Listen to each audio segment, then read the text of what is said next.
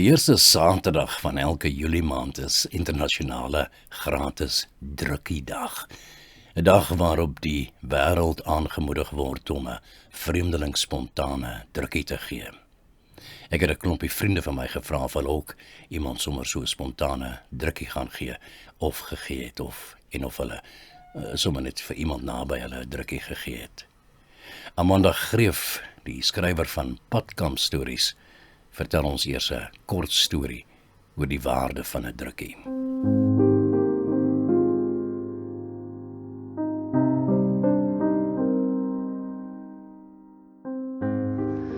'n klein storieetjie oor 'n groot drukkie.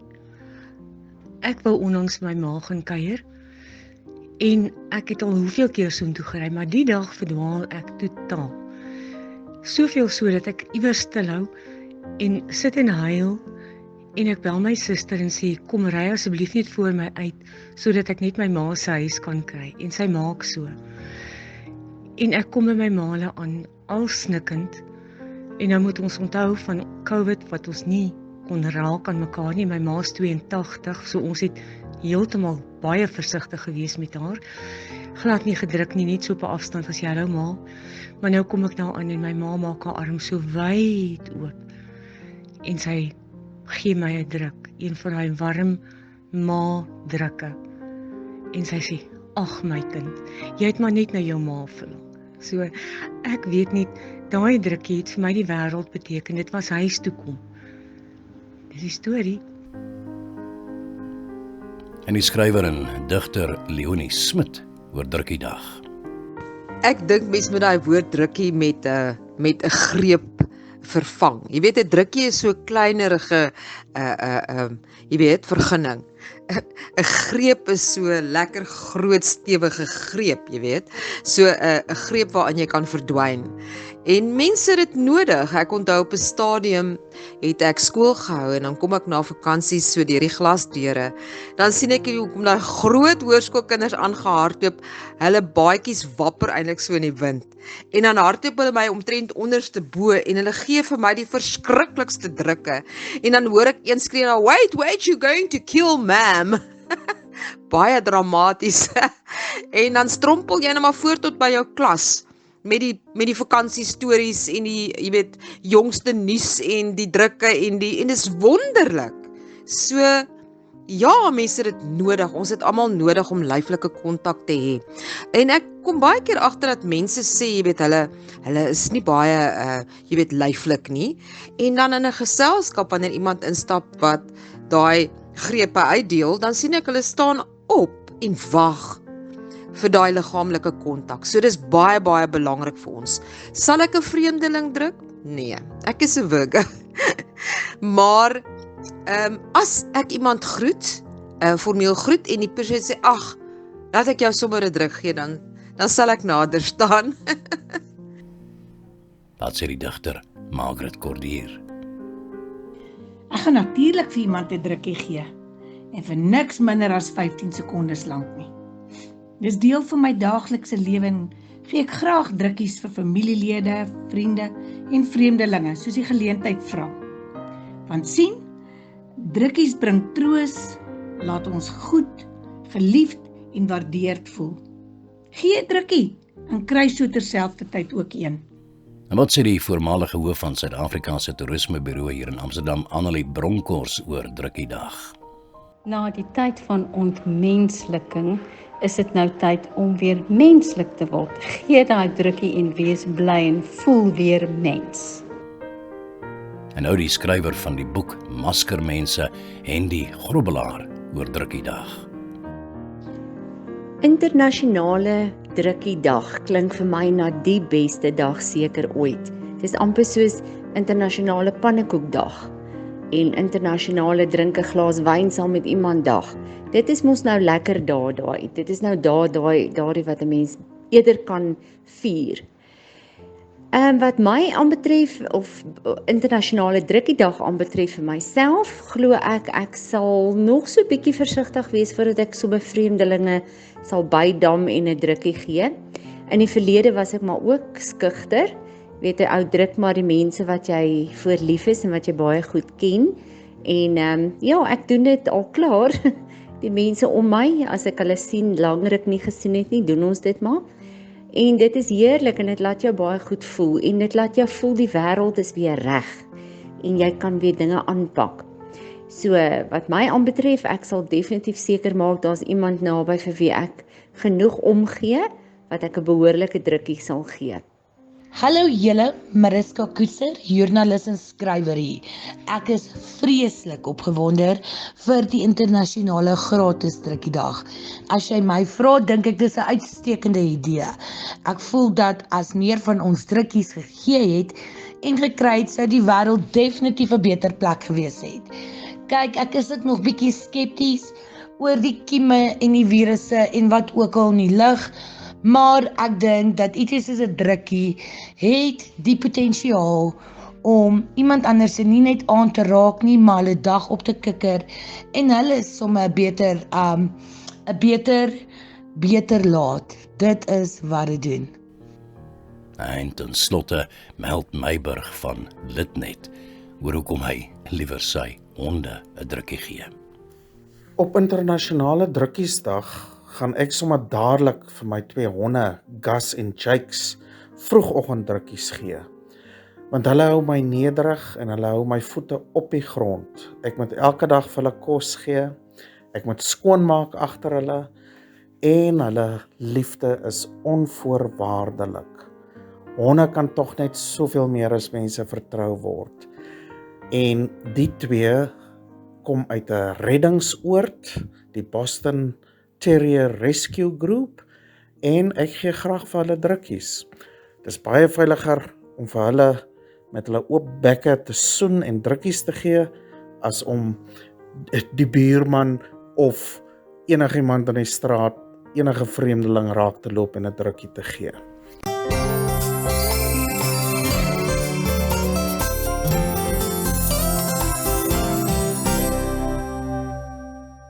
Kom ons praat oor beerdkrag. As daar nou iets is waaroor alle Suid-Afrikaners praat en waaroor almal met my praat, dan is dit oor beerdkrag. Is 'n verhaal wat al hier sedert 2008 loop en mense word baie kwaad en ek neem my nie kwaadlik nie, mag seker die woord gebruik. Mense is letterlik gatvol vir die situasie in Suid-Afrika.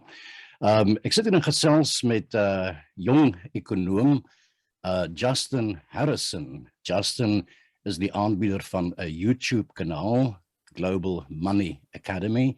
Hy is ook 'n potgooier, 'n podcaster en het sy eie potgooi The Money Podcast. En wat nou met my gebeur het, ek sit hier in my kantoortjie en ek ontvang op my WhatsApp sommer so 'n hele string TikTokke. En die een TikTok wat my nou getref het is 'n TikTok van Justin, waarin Justin beweer dat hy ons die skokkende waarheid wil onthul van oor waarom Suid-Afrika die sogenaamde fase 6 van beerdkrag moet ontbeer. Nou is baie dinge wat hy in hierdie TikTok sê en ek dink hy raak aan 'n belangrike waarheid hier. Justin, it's really wonderful to meet the man behind this TikTok that seems to have touched a lot of people in South Africa. And you're talking about the real reasons why we are suffering this thing called load shedding. I want to play a little section out of the TikTok as well, but let me give the word to you. Tell me about this TikTok that you sent out into the world. Yes, I mean, I obviously have been creating TikToks for about 3 weeks now. I was hitting on the fuel price earlier when we were exposing the taxes on the fuel price. And then the next thing, obviously, with stage 6 load shedding coming in South Africa, a lot of people didn't really know why it was happening. A lot of people assumed it was because of capacity issues. And so I started digging deeper to find out exactly what was going on, because the usual excuse is usually capacity issues. And very soon, whilst doing a bit of digging, it turned out that it actually was because of wage disputes. And that, of course, led me to start digging into what exactly is Eskom paying, staff, and what is the sort of wage situation at Eskom. And it's just absolutely shocking what is going on at our power utility. And I think this is what's hit a big nerve for people at the moment, because the thing is, the facts aren't out in the open. The average person assumes because the power is off at the moment that it is a run of the mill. It's either something is down at the moment, problem issue. But the truth of the matter is, what is going on right now has nothing to do with capacity. It has everything to do with wage negotiations. Well, let's talk about that, because that was really kind of the what your TikTok was all about. You were giving us a sort of a breakdown of how many employees there are in Eskom, what kind of salaries are they paid. And I must say that when I looked at these figures as well, I just about fell off my chair. And perhaps I'm just very naive, but I was literally shocked to hear from you what you have to say about the pay scales at Eskom. I think you say also that they are the ranking as probably the 4th best employer in South Africa in terms of pay. Give me the details. Give me some of the statistics that you shared with us on TikTok. So I must tell you, I've had a lot of Eskom employees emailing me. They obviously don't understand the average calculation, because a lot of employees have been saying, listen, your calculations are just, completely out. We earn nothing close to the average salary. But the way this average calculation works, and this is an industry standard for working out what companies pay, and it's a way to measure the average wage bill one company against the other. It's basically you take the total wage bill and you divide it by the total number of employees, and that gives you a median or an average salary. Yeah. And so at this moment in time, if you look at, and this excludes benefits, it excludes all the housing subsidies and vehicle subsidies, it's purely just the wage bill. Eskom is currently the 4th best paying employer in the country, and the figure comes to 737,000 Rand per year is what the average employee earns. Now, this number is obviously skewed by top level management, because the top level management earns an excessive amount of money. And we can certainly talk about that in a second. But what you need to understand is that there's 44,772 employees at Eskom, right? And if you take the wage bill, this is what I haven't even put this out in videos yet, but it equates to 28% of revenue collected currently just goes to the wage bill. That is astronomical. If you take that figure to the private sector, no private sector company would survive on that kind of wage bill. And this is so what is about 1/3 of your money goes to wages. This is what you're saying. Exactly, and that's excluding the additional benefits. By the way, when we look at the benefits, you're talking about an extra 33 billion a year goes to the benefits compensation scheme, which includes things like housing subsidies, vehicle subsidies, medical aid contributions, and maternity contributions, et cetera, et cetera. So there's a whole bunch of additional benefits. But if we're looking just at the basic salary, currently the average median salary at Eskom is 737,000 Rand a year. I mean, it's incredible. And the fact that they're the 4th best paying employer in the country is just, I mean, it's beyond belief. Well, let's just break that number down, because you're talking about, I've written it down here, that means that the average, and we're not talking about the top guys now, we're talking about the kind of bulk here. The average that you find is the average Eskom employee earns 61,000 Rand per month. Per month, that's correct. 100% correct. Scale that for me. Tell me, what does it mean? Because obviously I sit here in Europe, and tell me, what does it mean in Rand terms? What is 61,000 Rand in Rand terms, in real terms in South Africa? Are we talking about a good salary, a fantastic salary? What are we talking about? It's 3 times the average salary in the private sector. Okay. 3 times the average salary in the private sector, right? And that's what's beyond belief. But I think the deeper issue here is, and this is something that's obviously hits a nerve with a lot of Eskom employees. A lot of Eskom employees have emailed me and said, look, you're distorting the facts because we don't earn 737,000 Rand per year. And I've said, I absolutely understand that. But here's the thing. We're working out the median based on the total wage packet for Eskom as a company. But here's the thing that the average employee at Eskom isn't questioning, and this is the important question, is when you look at the top level salaries at Eskom, that is where the problem is. And I'm going to go straight to the top, because of course everybody at the moment is holding Andre up, the CEO, as the broom that's come in to sweep clean, and he's come in and he's taking on all the historical problems, and he's going to fix all the problems. Listen, at 7 million bucks a year, I should damn well hope he's going to fix some problems. I can tell you right now, if Eskom was a private entity, there's no way in hell we could pay him 7 million a year to run an entity that is running at a loss. Because here's the thing, as a state-owned enterprise, the reason why he's able to earn 7 million a year is because every year they'll just go back to government. They'll say, listen, we're running at a loss. We need you to stick your hand in the cookie jar. That's the taxpayer's purse. Pull out some more money and make sure that you can fund our salaries. And this happens every single year. Yeah. But if it was a private enterprise, what they would do is they'd say, you know what? We're going to pay you $3 million a year, and you're going to get a performance bonus based on the problems that you solve. Yeah. But there's none of that going on here. We just give him a 7 million pay packet. So, you know, that's the other thing. A lot of people say, oh, you're not going to call people out based on the color of their skin and because this is, of course, a whole political issue in South Africa. And I'm going straight to the top. And you know, the fact of whether he's black, pink, white, green, yellow doesn't make a difference. He's a CEO of a company that, by the way, has an absolute monopoly in the country. You know, we literally have no other option other than Eskom for getting our power. And if he's not doing his job, I don't care what color he is. He's defunct as far as I'm concerned. Yeah. Well, let's once again look at that figure: 7 million rand per year. En laat ek dit ook sommer nou maar in my eie taal sê, 7 miljoen rand per jaar beteken dat meneer Andrei de Ruyter, die hoofuitvoerende beampte, se salaris dis per maand 583,000 rand per month. Per month. I mean, it's just the mind boggles to start with. And my question is, well, Johan, are you just being naive? Is that the reality of the world?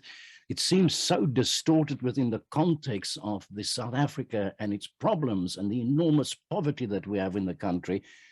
It is just, for me personally, in all sincerity, I just don't understand how you value a man at the amount of, what did I say now, 500, almost 600,000 rand per month. It's insane. And it goes deeper than this. And I think this is what the average person does not understand on the street when it comes to these sort of decisions. There's a little thing in politics called the tripartite alliance. And unfortunately, you cannot discuss economics without politics because the two fit like a hand in a glove in our country. In order to keep the unions happy, they keep increasing salaries in the country, especially at state-owned enterprises, because those are the people that are going to cast votes in the next election. I was going to just say, that's votes for the ANC. 100%. So it is very important that NUMSA members get what they ask for, which is generally a 15% increase every single year. Last year, they asked for 15%. They got very close to it. And this continues to happen every single year because the bottom line is government and the state-owned enterprises don't want to push back against the very people that are going to vote the same people back into power. And this is the economic problem that we have. We have the tail wagging the dog in this country, and it is a major problem. Yeah. Justin, I mean, how must the ordinary man look at it? I mean, you know, must we be shocked, or are we just being naive for this kind of money, 600,000 rand a month in your pocket? I mean, in any way, it seems just, and I'm going to use the word perverse, it really seems kind of amoral to me within the context of South Africa. But I'm scared that when I say that, then I start sounding like somebody who's saying, well, you're going to start putting caps on the payment, the value of these CEOs, and that will be translated in them leaving the country, and the kind of arguments that we hear. I know here in the Netherlands, a number of years ago, government did institute some form of a cap on these payments, that and I do not have the detail of that, so I can't give you the detail of it. But there's I would dare to say, a morally and socially more conscious body of politic here in the Netherlands that, you know, one would find these kind of compromises at least. I mean, is any man, whatever his capacity is, worth paying 600, or can one justify paying 600,000 rand a month? Well, I know personally people that live on 5,000 rand a month, starving, suffering. We know the facts on the ground. Look, Johan, it's such a great question. And I think, you know, I'm an unashamed capitalist. I believe in the capitalist system. And I've said this many times before. I don't think communism's the answer. I don't think socialism's the answer. And I don't think unabated capitalism is the answer either. I think responsible capitalism with a government that is very good at applying the rules, setting the rules, and refereeing the rules is good. The problem that we have in South Africa, we have a government that is setting the rules, that is refereeing the game and playing in the game at the same time. That to me just is not the way things should work.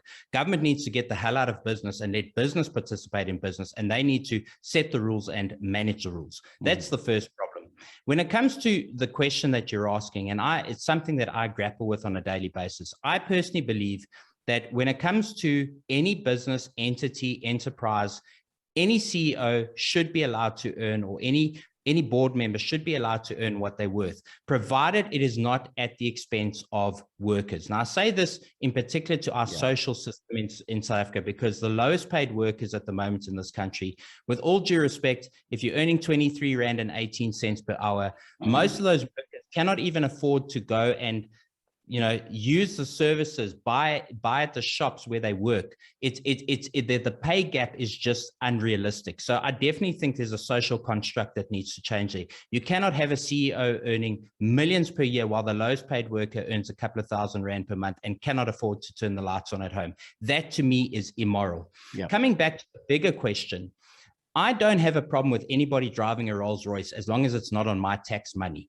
The reason why I'm saying this is because I believe there should be a cap on anybody who's in public service. I don't believe that anybody in public service should be running around in a luxury German vehicle. I think it should be standard issue Toyota Corolla 1.4 automatic class, finished. Absolutely. And these are servants of the people. Let's just bring it back to what it's supposed to be. If you enter into public service, this is a calling. You're there to serve your people. You're there for the pride for your country. You're there to serve your people. And if you don't want to be in that position, then you must get the hell out and you must go back to private enterprise. And so I have no problem with a capitalistic society. I think capitalism is what grows us as a people. I think it's what evolves us as a people. I think most of the advancements in human technology and everything comes from capitalism. But I think the problem that we have is that we're allowing this crossover to happen in the public sector. And this line is getting very blurred, and we're allowing people like Andre, and there's many others, by the way. I mean, we're picking on Andre at the moment at Eskom, but you can go look at, any number of other places. You can look at the SABC, for example, which you may be very well familiar with. The board members are earning iniquitous sums of money for doing sweet blow bugger all, and they are on the taxpayer's dime. And I think it is high time that we cap these salaries and that we bring some of that money down to the low paid workers. We advance the skill sets, we start equipping these people so that eventually they can move into the private sector and actually contribute positively to society. Let's just, in all fairness to the people that are now striking and battling for pay increases, I suppose that there would be a kind of a segment, a sector of people that there's genuinely a good cause for one to say, I'm laying down my tools, I want to get a salary increase. Where do I find that? Is that just the lower bottom that we're talking about, or is it in general terms? Well, it's again a very good question, Johan. I mean, I've had people from NUMSA contacting me directly and saying to me, listen, we are earning 176,000 Rand per year. And we're literally not coming out. We need to get more money. And this is why we are striking. And I say, look, I absolutely understand that.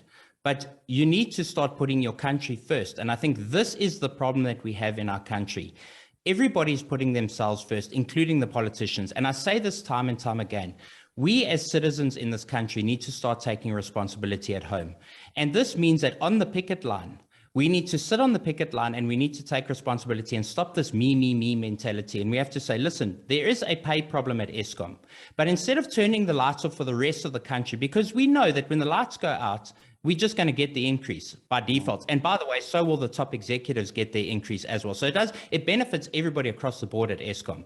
What we should be calling for is a redistribution of pay from the top board members all the way down to the lowest paid workers, instead of affecting ordinary citizens in the country, which, by the way, also affects the GDP outputs of the country, because every time this country goes to stage 4, stage 6, stage 7, it completely brings this economy to a halt. And so what they're effectively doing is they're cutting off the nose to spite the face. And we need to start, part of the reason why I started these videos, because I think we need to educate people so that they understand there is consequences to the choices you make. And so my whole objective with creating these videos, and I'm really dumbing it down and simplifying things for people through pictures in a way that anybody can understand it, so that the next time people go and they cast a vote, or they go to a municipal meeting, or they're participating in any kind of forum or discussion, that they will start to understand there is a consequence to every choice that they make. And that includes the choice to go and stand on the picket line and say, we need a 15% increase. I don't disagree. Some people probably do need a 15% increase at Eskom, but it cannot be at the expense of the country and the taxpayer every single time. And somewhere, somebody has to start taking responsibility. And by the way, it's not going to come from the union bosses at NUMSA, because we already know the union bosses are incentivized by the Tripartite Alliance. Yeah. So, that's already skewed. Ja. Ek wil net weer 'n keer vir ons luisteraar sê, ek gesels met Justin Harrison, ekonoom van Global Money Academy. Dit is sy YouTube kanaal. En Justin vertel ons, en ek wil hierdie feite tog nog 'n keer herhaal. Eskom het 44.722 werkers. Die gemiddelde salaris van daardie werkers is R737.000 per jaar. Dit beteken die gemiddelde, die medium gemiddelde van die inkomste van mense, werknemers by Eskom verdien 'n salaris van R61.000 per maand. En dan die hoofuitvoerende beampte se salaris is, volgens wat Justin ons hier vertel, R7 miljoen per jaar. Dink 'n bietjie daaroor na. Dit beteken R583.000 per maand. Meneer de Ruyter, ek ken u nie en ek is alle respek vir u werk, maar daar's mense wat letterlik met R1,000 'n maand moet oorlewe. Back to you, Justin. I want to just take the discussion a little bit into another direction. One of the things since post-apartheid that kind of hit me about South Africa, and I'm looking from a different perspective here, is almost what I call the kind of vulgarity of money in South Africa, almost like a perversion, a money grab. Everybody is grabbing for money. Take a look at the African National Congress that came into power and try to remember them as an organization, a freedom organization who fought for the liberty of South Africa, but brought the promise of some form of equal justice to all. I go back to the Freedom Charter. These were men and women who fought for, 80 years since the ANC was founded, that fought heart and soul for this, an ideal that we can, in terms of its value, discuss. It's not about whether the ideal was right or not right. The ideal was, though, a social heart.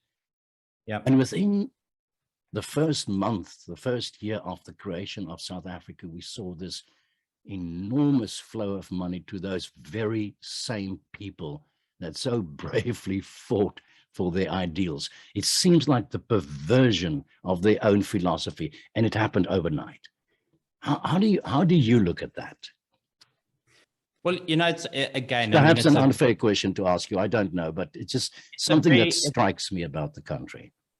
It's a very multifaceted question to answer, and one that I'm very passionate about answering, because I've studied psychology, I've studied money for 25 years of my life. I also have deep roots in the country across. We were talking before we went on this recording about my experience through different cultures in the country. So I speak from a very unique perspective. I almost am able to view things in a very impartial kind of way without emotion. Mm-hmm. And so I look at this from two perspectives. First of all, I look at it from the perspective that when Nelson Mandela stood up in 1994 and made certain promises, a lot of those promises were unrealistic because they created a level of expectation amongst the youth that, in all honesty, could probably never be serviced. Mm-hmm. And the reality is, you should never promise a man to give him fish. You should promise to teach him how to fish, because then he'll live and feed his family forever. And so what we should have changed the narrative from day one. It should have been, we're going to build an industrialized nation, and we're going to teach you how to have a career, and we're going to teach you how to build things and create things, and we're going to teach you how to be a global leader and how to participate in the global economy. But instead, we talked about giving houses and giving jobs and giving positions. And so entitlement was almost enshrined into post-apartheid. So that problem started straight away. Then if we go to the psychology of money, and I have a lot of sympathy for this because I come from a position of poverty. I grew up extremely poor, and I've made the mistake. So I understand this on a very small level, straight up to a big level, is when you come from a place of not having and you suddenly have access to a lot. It's kind of like being like a pig at a feeding trough. Yeah, You just cannot help. I mean, just go and look at any hotel where there's a buffet on display and you'll see human nature. It is just human nature to overfeed. Yeah. And this is exactly what has happened with the current regime that is coming to power. They've got access to budgets, they've got access to expense cards, they've got access to expense budgets, they're able to fly around first class, pretty much everything is a pen stroke away. And you need to understand and appreciate that, if you've come from a position where you probably didn't have access to anything previously, there's going to be a period of readjustment. And so I think there's a generation that's going to entirely bugger it up for a while. Yeah. And there's a generation that's eventually going to say, listen, our parents made a big mistake. Yeah. And so this is why I talk about this. And I've used this in context to the war between Russia and the Ukraine. I've used it in context between the stuff that's going on between West and East. I've used it in context between the politics in South Africa. And I say this over and over again. There's a generation that is my age that is entirely tired of fighting old people's wars. With all due respect to old people, you guys have made your mistakes for better or for worse. We cannot keep living in the past. And so our generation wants to change things. We cannot change what happened in the past. We can only change what's happening in the future. But I think it's important to understand that any human being put in this situation probably would have done the same thing. Yeah, well, you give me the answer that I kind of always had in my own head, but was kind of too scared to actually say it out in the open because it might appear racist in one form or another. Justin, I would like to carry on another hour talking to you, but I'm afraid I think we are out of time.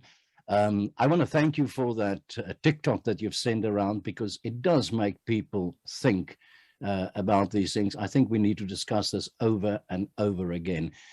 From my side, thank you very much for this discussion. Dis my plesier en ek hoop die luisteraars geniet dit. Nou, ek is seker daarvan hulle gaan. Justin Harrison, baie dankie.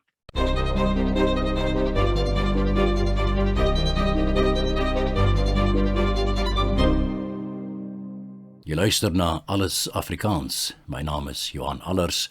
En dit was Justin Harrison, die hoofuitvoerende beampte van TEAM6 INVESTMENT en die aanbieder van die Potgooi, The Money Podcast, oor die sakke vol geld wat die mense van, of ten minste die topbeamptes van Eskom verdien, terwyl ek en jy ons in die donkerte sit.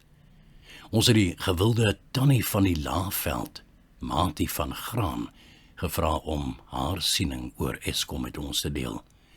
Matie is 'n professionele spreker, 'n seremoniemeester by geleentheid en 'n alom geliefde kunstenaar. Wat sê Matie, die Danie van die laeveld? Eskom, 'n ding. Ja, nee, ons praat nou vandag oor Eskom en die beerdkragstorie. Weet jy, ruk nou hande uit. Ek wil maar begin deur te sê, weet jy, die naam Eskom is vir my verkeerd, want hulle kom nie tot die punt nie, hulle kom nie tot die onderhandelingstafel nie. Hulle kom nie tot 'n langtermyn oplossing nie. Ek dink die naam Eskom is net totaal onvanpas. Jy weet, van 1960 tot 1992 het Eskom 19 kragstasies gebou. Nuwe kragstasies, ja. En dit het beteken hulle het eintlik een kragstasie elke 20 maande gebou. Op skedule, op begroting, sonder probleem. Ongelooflik. En in 1994 was daar 17,000 werknemers in Eskom gewees, in 94, en hulle het 56 gigawatt krag opgewek. Pragtig man. Nou in 2022, wat nou hierdie jaar is al 45,000 werknemers, 3 keer soveel, maar hulle wek 'n skamele 27 gigawatt krag op, die helfte. So daar, jy weet, daar's 'n skommeling, maar nie noodwendig in die regte rigting nie. Nou die gemiddelde salaris tans van 'n Eskom werker is R61,000 'n maand. Nou nie Johan stem met sy R50 nie, nee, R61,000. Wat natuurlik nie te versmaai is nie, veral as ons nou in ag neem dat dit 'n semi-staatsorganisasie is, wat beteken die belastingbetaler betaal hulle salarisse, soos ons ook gesien het aan die reuse lenings wat hulle elke jaar moet aangaan by die regering. Nou hy de Ruiger is ekskuus.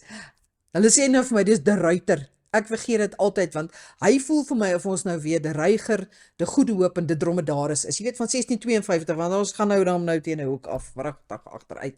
So, maar de Ruiger se salaris is nou R580.000 'n maand. Ja. Nou ek wonder baie keer of hy ook beerdkrag het by sy huisie en of sy vrou ook so gefrustreerd raak as die krag afgaan dat sy 'n paar swetswoorde gooi en ongelukkig is. Maar ek dink nou as ek nou so ou salarisie gekry het, sou ek dan geldjies gehad het vir 'n wegneem etjie of so. Maar nou Jan, alle man en San, alle vrou, het nou nie noodwendig daai lieksuitjies nie. Nee. Nou die Eskom werkers staak tans baie ongelukkig, nie beswaard. Hulle soek onder andere 'n verhoging van 15%. Ja, nee, terwyl almal nou 'n salaris sny vat, selfs die prostituie, voel Eskom werkers hulle het 15%. Is regverdig vir hulle. Nou Eskom het vir hulle gesê, "Joba, 7% is genoeg." Nou wat dit ook al gaan wees, 7 of 15. Ja, is maar ons wat nou lief is vir elektrisiteit en gewoond geraak het aan elektrisiteit wat dit gaan betaal deur ons tariewe en dan nou die ou lastige jaarlikse tariefverhogingkies. Ja, onwelvoeglik. Maar die ander ding is tussen 7% en 15% is 'n reuse verskil. Nou dit gaan nou lekker onderhandelings wees om 'n onderhandelingstafel en stakings en die goed tot reuse nadeel van die hele land, behalwe die vakbondleiers. Ja, nee kyk, hulle karre word nie met klippe gegooi nie, hulle word nie gekeer om werk toe gaan nie, hulle huise word nie met petrolbomme gegooi nie, nee, hulle het nie die dreigement van geen werk, geen betaling, niks nie. Nee, as die staking verby is, dan sit hulle ook nou nie met daai versierde verhoudings van werknemers en werkgewers. Nee, hulle gaan dan aan asof niks gebeur het nie. So ons het altyd die kindertjies wil brandweermanne word, polisiemanne, skooljuffrouens. Ons moet dit nou die kinders kop uitkry. Ons moet vir die onderwysers en onderwyseresse wat voorligting gee sê, luister, stop dit nou. Julle moet kinders leer om te mik om vakbondleiers te word. Want dit is die beste werk in Suid-Afrika wat julle kan kry. En soos dit vir my lyk, hoor die kinders ook nou nie dat julle 12 jaar op skool dan uit te dien nie, want dit is 'n smartelike marteling op die beste van tye. So mik so vir 'n vakbondleier en dan kry jy sommer discount op jou skooljare. Dis maar wat ek dink. Nou oom Schamrel was natuurlik nou weer na die G7 toe beraad genooi. Ja, die parlementêre woordvoerder sê hy het gegaan om beleggers te kry, maar ek dink is 'n storie, ek dink net uitgegaan om sy selfoon en sy laptop en sy iPod en al daai goedjies ongestoord bietjie te charge, jy weet, bietjie te laai sonder dat die krag nou afgaan voordat die battery volgelaai is. Dis maar wat ek dink. Want hoe sê jy nou vir mense om in jou land te kom belê terwyl jy op fase 6 beerdkrag is? Jy weet, meeste mense weet nie eers wat dit is nie. So ek kan dink as hulle hoor, ja, beerdkrag, bla bla, dan, oh, what that, maar in elk geval, so al wat ek dink hy kan sê is, hy kan nou maar net vir die mense sê, ouens, almal het elektrisiteit, almal het dit net nie gelyktydig nie. Jy weet, ons is soos 'n Oprah episode. You've got electric, jy het nou elektrisiteit, Nalle, electric, it's your turn, en so gaan dit aan, maar almal nie gelyk nie. En natuurlik, ons as Suid-Afrikaners is bekend vir die feit dat ons alles deel. Kyk, die Guptas en Zompie het ons nou in die staatskas gedeel en het toe met al hulle vriende en familie gedeel. Baie mededeelsaam, soos ons nou maar voor bekend is. En natuurlik die politici, hulle deel mekaar se tande, want hulle lieg so deur hulle tande, dat die winderosie, die wat nou die meeste lieg se tande so 'n bietjie wegsluit, dan deel hulle nou die tandjies van die wat nie so baie lieg nie. Daar is nou nie baie van hulle nie, soos maar permanente bekleierery oor wie se tande is die beste om te leen. Maar ons het 'n leenkultuur in Suid-Afrika. En ek dink dis hoekom hulle nou nie sleg voel daaroor dat ons nou krag moet leen en so by mekaar moet beheer te maak nie. So dit bly maar altyd 'n liderlikheid. En ons het nou selfs met die ding 'n nuwe Afrikaanse woord geskep, elektrogasme. Dis nou daai ril lekkerte as die krag aangaan die slag. Ja, ons moet nie die woord verwar met die woord waarvan dit afgelei is nie, maar ek dink dit is pure nonsens. Daar is nie 'n blymoedigheid as die krag aan nie. Jy hoor net 'n gegil en skree van sit aan die ketel, sit die kos in die mikrogolf, maak dit gou warm, charge die fone, laai die laptops. En vir die klein kindertjies sê hulle, hoor, jy gaan sit bietjie voor die TV en kyk sommer TV en fast forward, dat jy kan nou sommer net bietjie kan val en klaar kry. Ja, daar is nie tyd vir bly wees nie. Nee. So die enigste raad wat ek nou eintlik vir mense kan gee in hierdie tyd is, maak vriende met mense wat in 'n ander tydsone en skedule van Eskom is as jy. die tydsone skedule, dat as jou krag af is, dan kan jy na hulle toe gaan, dan kan jy nou hulle elektriese apparaat of hulle elektrisiteit gaan leen. Nie die vrou leen en sulke goed nie. Nee, dit sal 'n leen wees. Net die elektriese apparaat en dan as jy weer krag het en hulle het nie krag nie, dan gaan leen julle weer oor en meer weer so by mekaar. Ja. Kyk, in die ou dae het ons suiker geleen. Maar nou vandag mag jy nie eens meer suiker noem nie. Dis soms 'n vloekwoord vir al wat 'n dieetkundige is. En dan nog fantastiese raad wat ek gehoor het kom van die ouer huise af. Hulle verf nou die toilette met glow in the dark verf. Ja, dat mens as dit donker is, dan sien jy daai toilet op 'n myl ver.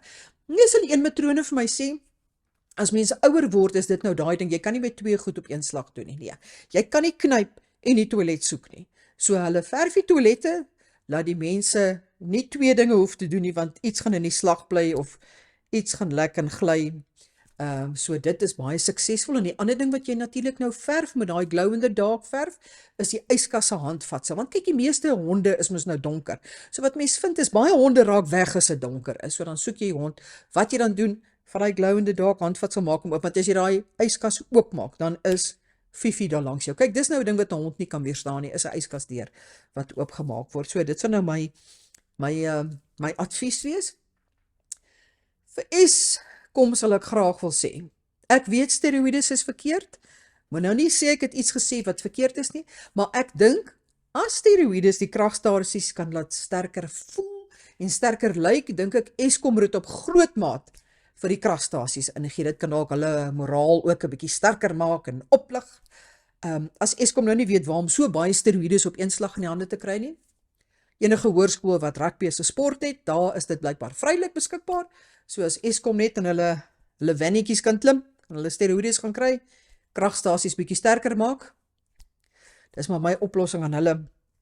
En dan soos ek gesê het, Eskom, is 'n verkeerde woord. Ek dink dit moet wees Eskort. Nie soos die Escort Agency nie, of die Polonies nie, of die dorp nie, maar Eskort, want hulle kort kragstasies, hulle kort stakings, hulle kort elektrisiteit, en natuurlik kort hulle 'n lig aan die einde van hulle tonnel. Ja. So, Nico, dis maar wat ek nou te sê het. Ek hoop julle het iets geleer. Ek hoop as van die wenke wat julle kan gebruik, en ek hoop dat julle nou inderwaarheid dat julle vlak van verstaan rondom Eskom 'n bietjie opgelig is. Dan sê ek maar eers gegroet van Matie.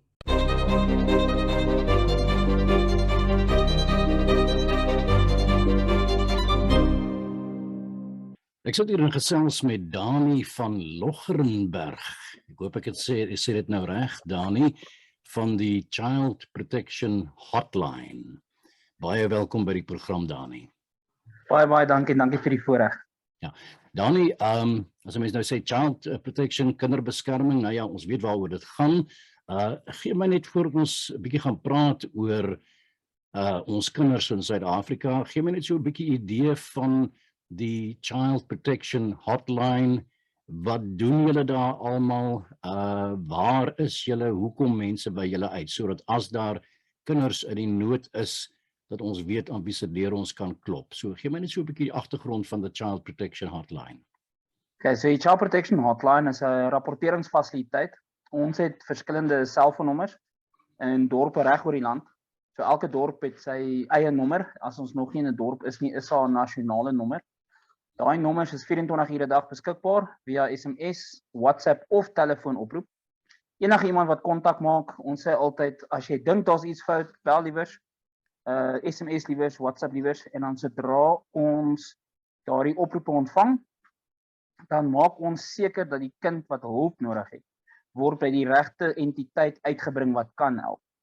Het sy dit die polisie is, het sy dit 'n welsynwerker is, het sy dit 'n sielkundige is, het sy dit 'n kind wat uit 'n boom uitval en sy arm breek, dan sit nooddienste. So wat ook al 'n kind hulp nodig het ons die verhoudings gebou oor die laaste paar jaar om daai kind so vinnig as moontlik te kan help. En dit is ons passie, om seker te maak kinders wat hulp nodig het, word nie sonder hulp gelos. Ja. Dan ek wil net vir ons luisteraars sê, wat my gemotiveer het om met jou kontak op te neem is natuurlik 'n artikel wat ek gelees het op Netwerk 24. Skets my die beeld. Jy sê dat die selfmoordsyfers onder jong mense, ek neem aan tieners, is aan die groei. Wel, kom ek skok jou gou. Die jongste kind in Suid-Afrika wat nog selfmoord gepleeg het, was 'n 6-jarige seentjie wat homself gehang het in sy eie skool se badkamer. Goeie genade. So in 'n paar jaar terug het hulle gepraat van tieners wat selfmoord pleeg en hulle het daai ouderdom geskat hier van 10 tot omtrent 15, 16, 17. Daai getal is aansienlik jonger, so dis die eerste ding, so om die kleintjies uit te los, was nog altyd eintlik foutief geweest. So kinders baie jong pleeg selfmoord, waar ek nou hier sit, binne 700 meter van my af, het 'n 14-jarige seun hom so 3 weke terug geskiet met sy pa se pistool. So nee, dit is skokwekkend, want ongelukkig wat nou gebeur is ons het kinders wat toegang het tot YouTube en toegang het tot Google en hulle Google en YouTube snaakse goed soos how to kill myself. En ons kinders is ekstra sensitief vandag, as ons kyk wat in Amerika gebeur, want dit spoel maar altyd oor hiernatoe na 'n ruk. Ons kinders is ekstra sensitief, ons ouers is ekstra sensitief. So ons kinders, omdat hulle so sensitief is baie vinnig om te sê ek sien nie meer kans nie, ek wil nie meer nie. En ek dink nie hulle besef ooit die finaliteit van daai besluit nie.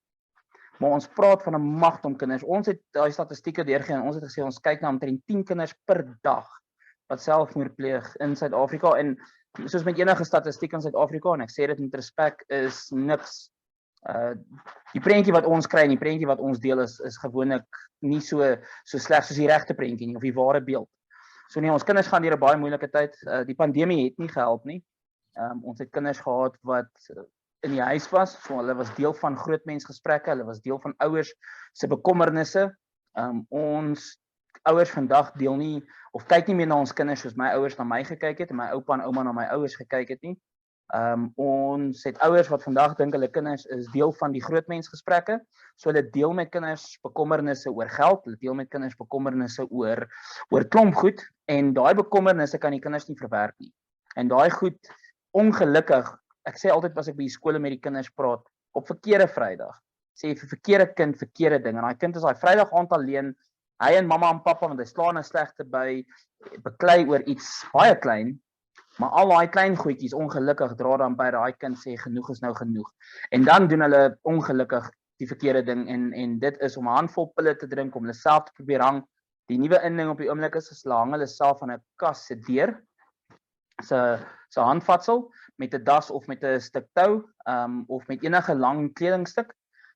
En ek meen dit is nie normaal nie en ek sê dit met respek. Ek het nie op daai ouderdom van 8 of 9 of 10 jaar oud het ek nie eens geweet dat daai is iets wat gebeur nie. Ek het nie geweet dis eers iets om aan te dink nie. Maar ek was toegelaat om 'n kind te wees. Ek was toegelaat om buite te speel. Ek was toegelaat om net te dink aan die lekker. My grootste bekommernis was hoe gaan my ma my vanaand dwing om groente te eet? Ons het vandag kinders wat, soos ek sê, ongelukkig in gesprekke sit waar groot mense met die kinders praat asof die kinders groot mense is. En daai kinders het nie die vermoë om dit te verwerk nie. So wat aangaan is skokkend en ongelukkig soos wat die Amerikaners besig is om 'n aanval op 'n kind se identiteit te doen. Want ons praat hulle van 2 en 3-jariges wat nou ewe skielik kan keuses maak oor hulle langtermyn seksualiteit. Daai goed is ook stadig op pad hiernatoe. Ons sien in die Kaap is hulle klaar besig om geslags badkamers te verander na tipe van 'n unisex badkamers, wat beteken dat ons gaan kinders hê wat in badkamers goed doen wat hulle nie moet nie en terselfdertyd gaan na kinders wees wat 'n skaam kry om voor die ander geslag aan te trek, uit te trek en sulke goed en daai goed gaan net beteken dat dit gaan meer en meer word. Ja, ek is so bly om met jou te praat en ek is so bly dat ons hierdie kans kan gebruik om meer mense hiervan bewus te maak, want ek moet jou eerlik sê, ek weet dat daar is nog wêreldwyd is daar 'n probleem met tienerselfmoord, maar ek het nou so gesit en dan lees ek julle statistieke en ek lees die statistieke wat nou hier in Netwerk 24 gepubliseer is, 8400 kinders van jonger as 18 het van 1 April 2020 tot 31 Mei 2022 hulle eie lewe geneem. Dit skok my werklik. Ek is nogal verbaas. Wat dink jy self in jou ervaring? En toevallig ek sien dat julle sê julle kry 7 tot 9 oproepe per dag. van kinders wat dreig om selfmoord te pleeg of iets te maak met selfmoord. Weer eens baie skokkend. Wat is die hoofoorsake hier? Waar lê die pyn? Wat is die kern van die agtergrond van dit alles? Een van die groot goed natuurlik is boelie, maar boelie het 'n redelike lelike effek. Daar was 'n groot storie in Suid-Afrika laas jaar in Limpopo waar die meisiekind geboelie is en sy het selfmoord gepleeg omdat sy skaam gekry het omdat al die ander kinders gesien het hoe word sy geboelie. So boelie is 1. 2, ons sit met 'n groot afwesige pa situasie in Suid-Afrika. En het sy dit nou is omdat ons te doen het met 'n ma wat die hof misbruik om 'n pa afwesig te hou en of ons nou te doen het met 'n pa wat afwesig is uit keuse, daai afwesigheid, sodra 'n kind begin dink aan homself, haarself, wat's my waarde en so aan en jy het reeds 'n ouer wat in jou kop nie belangstel in jou nie. Sukkel jy om jouself te oortuig dat gewone vreemdelinge soos 'n onderwyser of so iemand belangstel in jou lewe. So daai gevoel van ek is niks. Ek is nie belangrik nie. Niemand gee vir my om nie. Daai goed ongelukkig hou aan met klim. En nou weer eens, nou het jy een of ander kind by 'n skool wat sonder om 2 keer te dink vir iemand sê man, jy's simpel, niemand hou van jou nie. En dit klink baie klein en in werklikheid op sy eie is dit baie klein.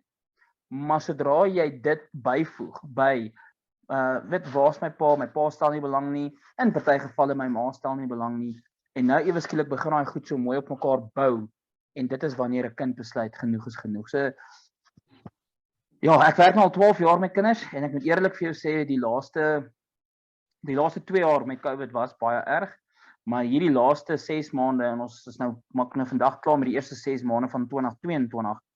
Dit is by verre weg seker die slegste 6 maande wat ek in my lewe nog beleef het binne in hierdie industrie. Ja. Ons kyk na amper 20% van alle kinders in die hoërskool het ten minste selfmoord al oorweeg. En as ons kyk, ons praat van so amper 6 miljoen kinders wat in die hoërskool is. Dis 'n magtom kinders, meer as 1.2 miljoen kinders wat dit al oorweeg het. En meeste van daai kinders wat dit oorweeg, probeer dan ook op een of ander manier dit regkry. Party ongelukkig suksesvol ook. Die hotline is nie geskep om noodwendig te fokus op kinders wat daarna neig om hulle self skade of om selfmoord te pleeg nie. Nee, glad nie. Dit is inteendeel ek wil sê dis een van die kleiner getalle wat inkom is daai kinders of ouers wat laat weet my kind het probeer selfmoord pleeg of 'n kind wat laat weet ek wil nie meer lewe nie. Hy is een van die kleiner getalle. Die grootste getalle is gewone verwaarlosing is baie erg. Abuse, child abuse, soos die Engelsman sal sê, dit is nogal baie erg. Seksuele misdrywe teenoor kinders is baie. Ek het vanmiddag 'n saak van gekry waar 'n kind geteken is deur iemand wil voorkom of hulle in Amerika is. Hulle begin vra vir foto's. Soos 'n jong kind wat met 'n verkeerde persoon bevriend geraak het op Instagram en die persoon het toe begin vra vir foto's en goed. En wat hulle doen is nie net van ek ontmoet jou vanaand en ek sê vir jou stuur gou vir my 'n kolga foto nie. Ons praat hier van iemand wat met lang tydperk bou,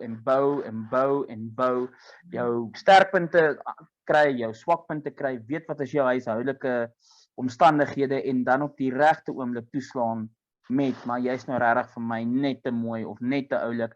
En ek sê altyd by die skole vir die kinders of wie wil hoor hulle het 'n mooi glimlag. Daar's nie 'n kind wat nie 'n hand opsteek nie. Maar dit is daarmee die lekkerste gevoel omdat iemand wildvreemd vir jou sê, "Jee, maar jy het 'n mooi glimlag." Of jy's so mooi of jy's so oulik. En dit is die groot probleem. So hulle hoor dit nie meer by die ouerhuis nie. Hulle hoor dit nie by die skool nie en nou ewe skielik is hier iemand wildvreemd van selfsprekend met 'n foto wat nie van hulle self is nie, met 'n foto van iemand wat nou regtig lyk soos iemand wat jy graag sou wou ontmoet en hulle slaan dan toe. Met daai inligting is 100% korrek. Selfmoord en ek dink aan selfmoord is 'n klein getal met wat ons te doen kry. Die grootste getalle is mense wat inbel en in WhatsApp en SMS om te sê ek het gister gesien hoe iemand hulle kind in die straat slaan of daai mense se kinders word heeldag alleen gelos. Met COVID het dit nou nogal baie gebeur. Die ouers moes gaan werk en dan word die kinders vir lang ure tot 12 ure op 'n slag stoksel alleen by 'n huis gelos. Dan praat ons van 2 en 3 jariges wat nie vermoë het om na hulle self te kyk by die huis nie. En dit maak dit gevaarlik, want ek weet mensenhandel is ook 'n groot probleem. Ons sit met baie mensenhandel goed wat inkom, of kinderhandel in hierdie geval. So nee, daar's klomp ander goed wat op 'n groter skaal gebeur in ons land as net die feit dat kinders hulle self doodmaak. Ek dink wat die selfmoord so skokkend maak is net dis baie finaal.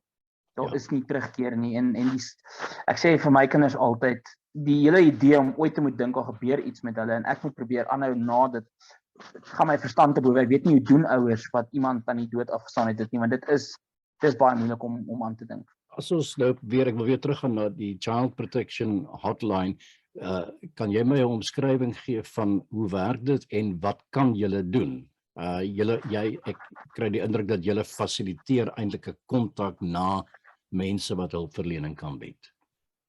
100%. So wat ons doen, so kom ons gebruik die voorbeeld, jy stuur vir my 'n WhatsApp, jou WhatsApp het sekere inligting in. Ek gaan ek nie, maar iemand in my kantoor gaan dan terugkom na jou toe. Hulle gaan vir jou 'n stel vrae stuur. So die vrae die inligting wat ons nodig het. Baie belangrike inligting om te kry is die adres. Ons land werk reg of verkeerd op 'n baie streng jurisdiksiesisteem. Wat beteken dat jy kan soms deur 'n straat geskei word tussen byvoorbeeld die departement van sosiale ontwikkeling wat die welsynwerker is wat na jou huis kyk of byvoorbeeld die CMR wat die Christelike Maatskaplike Raad is. So dit beteken klaar dat twee kinders weerskante van dieselfde straat kan deur presies dieselfde tipe van verwaarlosing gaan en die een organisasie kan besluit om 'n kind te verwyder, die ander organisasie kan besluit om 'n kind vir 6 maande in daai verwaarlosing te los sodat hulle besig is om hulle ondersoeke te doen. So dit nommer 1 is ongelukkig een van die probleme waarmee ons sit. Ja. Sodra ons al daai inligting bekom, dit sluit nou in soos ek sê, adres, is die kind in die skool, is daar al vorige aanmeldings gemaak, is dit 'n nuwe aanmelding? Ons verwerk dan daai inligting. Ons maak dan kontak met die mense wat kan help, die regte entiteit. So die persoon wat ons kontak gemaak het nie nodig om weer kontak te maak met enigiemand nie. Ons kry die entiteit om dan met hulle te gaan kontak maak. Ons doen dit want ons het gevind dat meeste kinders en ouers wat hulp soek, hier na die tweede, derde probeerslag stop hulle. So ek wil nie byvoorbeeld vir jou 'n nommer stuur en sê bel hierdie persoon by hierdie polisiestasie nie, want dan as jy dit nie doen nie, verander die omstandighede nie en jy is in presies dieselfde omstandighede nog steeds. So ek kry veel eerder die korrekte persoon om met jou kontak te maak en te sê, luister gou, ons hoor daar's 'n probleem, hierdie is wat vir ons gesê word, kan ons jou kom sien of kan ons jou vra om polisiestasie toe te kom?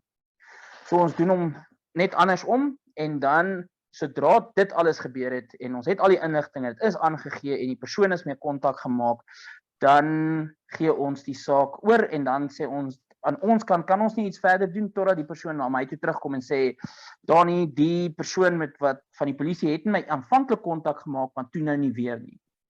Sou jy egter kontak maak, want dit kry ons ook baie, en jy's 'n ouer en jy sê, luister, ons het iemand verloor tydens COVID of ek en my tiener gaan deur 'n moeilike fase, dan het ons verniet wat mense beraader. Dan het ons verniete beraader wat met hulle kan kontak maak en hulle sal beraad tot en met die gevoel is dat die mense of die kind op 'n beter plek is as wat hulle 'n rukkie terug was. Ja. So ons wil regtig net seker maak dat die persoon wat kontak maak of die kind wat kontak maak gehelp word sonder om te veel druk op hulle te sit en om ook seker te maak wat ook al stelsel hulle van tevore misluk het, werk. So ons maak by elke polisiekantoor maak ons self direk die kontak. Sodat ek kan aanhou en ek dink wat die voordeel van dit is, as iemand vreemd hulp soek, gaan hulle 'n paar keer probeer, maar omdat ons daai verhouding bou, as ek 30 keer met dieselfde persoon moet werk in 'n polisiestasie, gaan hy nie die sake wat ons aangee net los nie. Hy gaan kontak maak en hy gaan probeer help. En dit wat ons leer ons vir hulle en dit wat hulle weet, leer hulle vir ons. So ons is die hele tyd besig om te leer van mekaar, hoe kan ons die kinders wat daar buite hulp nodig het, beter help en beter ondersteun. Wat is die tekens wat mense rapporteer? Ek neem aan as 'n kind self die hotline sal bel, dan neem ek aan daar kan 'n gesprek wees, maar wat is die tekens waarvoor mense kan uitkyk? Hoe signaleer jy dit? Hoe sien jy dit raak? Hoe weet jy dat hierdie kind is in gevaar? So die eerste ding wat ek altyd vir ouers sê is kommunikasie met jou kinders is sleutel. Want as jy daai verhouding met jou kinders het van 'n goeie kommunikasie, dan kan jy dit nommer 1 makliker sien. So jou kind sal byvoorbeeld baie stil word, hulle sal hulle self afsonder, hulle sal begin eenkant optree. Dis ook belangrik dat dat ouers kyk na kinders se selfone, want baie kinders is besig om vir ander maatjies 'n boodskap te stuur of 'n WhatsApp of 'n SMS, om te sê ek oorweeg dit, of hulle is besig om sulke goed te Google. So die kinders het definitief tekens wat hulle wys, wat as mens mooi oplet en jy het daai verhouding met jou kinders, dat jy dit kan raak sien. So hulle onttrek, by die skool onttrek hulle onttrek van maatjies, hulle wil nie meer sport doen nie, hulle punte gaan ewe skielik agteruit. En daai is alles baie duidelike tekens dat iets is nie pleis nie. En dan is dit belangrik dat 'n ouer daai verhouding het, dat hulle met daai kind kan kommunikeer.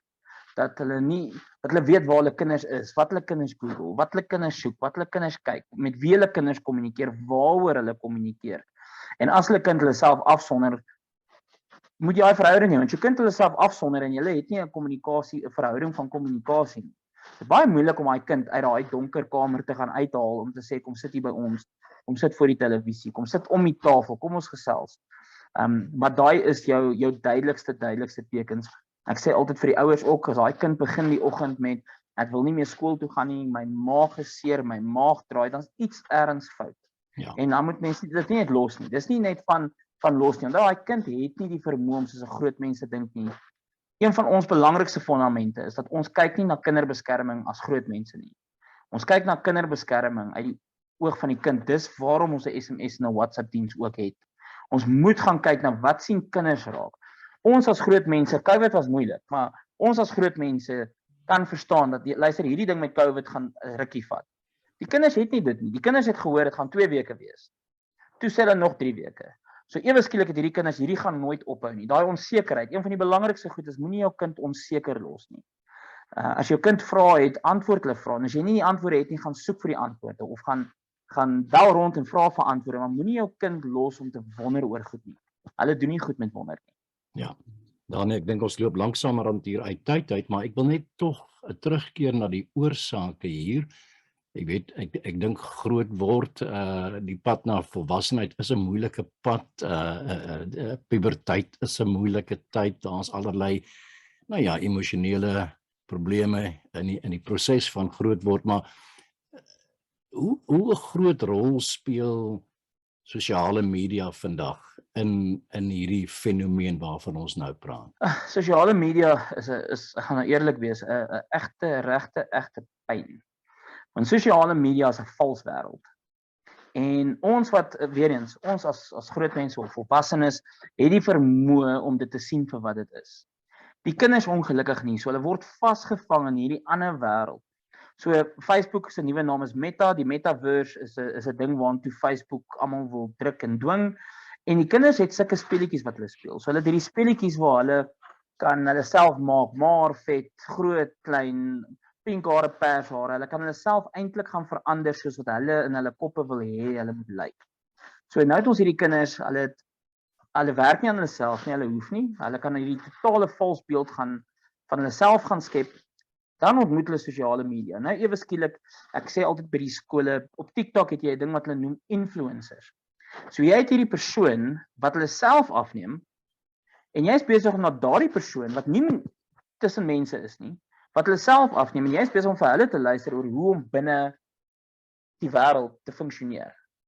En ek sê altyd vir die kinders, ek is 120 kg, so ek is 'n redelike groot man, en ek sê altyd vir die kinders, as ek 'n netbal afrigter, dan sê hulle nee.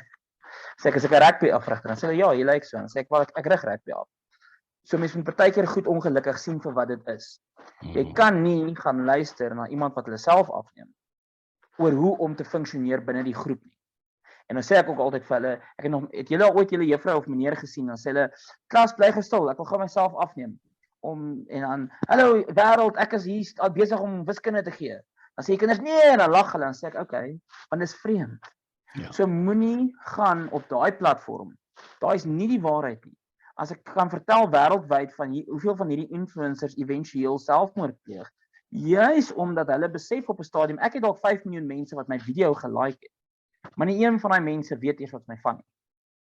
So sosiale media is 'n probleem. Kinders vergelyk hulle self met onregverdige beelde.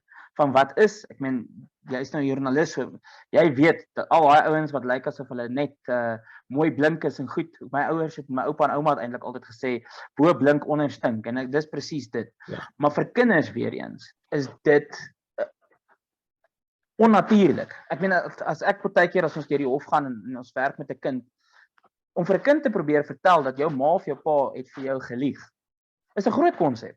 Om vir hulle te vertel hulle juffrou of meneer is nie perfek nie, wel tot hier by 14, 15, is 'n groot konsep. En dis ongelukkig vir hulle baie moeilik om dan te onderskei tussen die realiteit en wat hierdie sosiale media wys. Hierdie mense wat almal perfek gebou is, wat altyd gelukkig is, hulle lag altyd.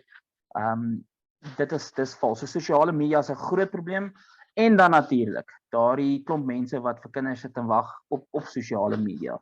Wat sit en wag vir 'n kind om hulle self te ontbloot, inligting te deel wat hulle nie moet nie, vriendelik te wees, en hulle te kan teiken. Dit is 'n groot probleem.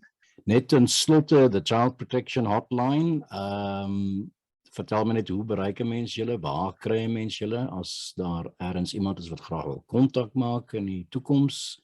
Op ons webtuiste is al ons nommers beskikbaar, maar die belangrikste nommer is ons nasionale nommer. So ons webtuiste is www.childprotectionhotline.co.za, of jy kan net, as jy nie wil nie, www.childprotection.co.za, hulle kom by presies dieselfde webtuiste uit, en dan is ons dadelik daar om te help. En hulle kan ons op Facebook kry, hulle kan ons op klomp verskillende ander plekke ook gaan kry. Danie van Loggerenberg van the Child Protection Hotline. Ek wil vir jou sê baie dankie vir die tyd wat jy geneem het, die tyd wat jy vir my gegee het. Ons sal hierdie gesprekke tog nog in die toekoms weer 'n keer moet voer. Baie dankie. Baie dankie vir die geleentheid.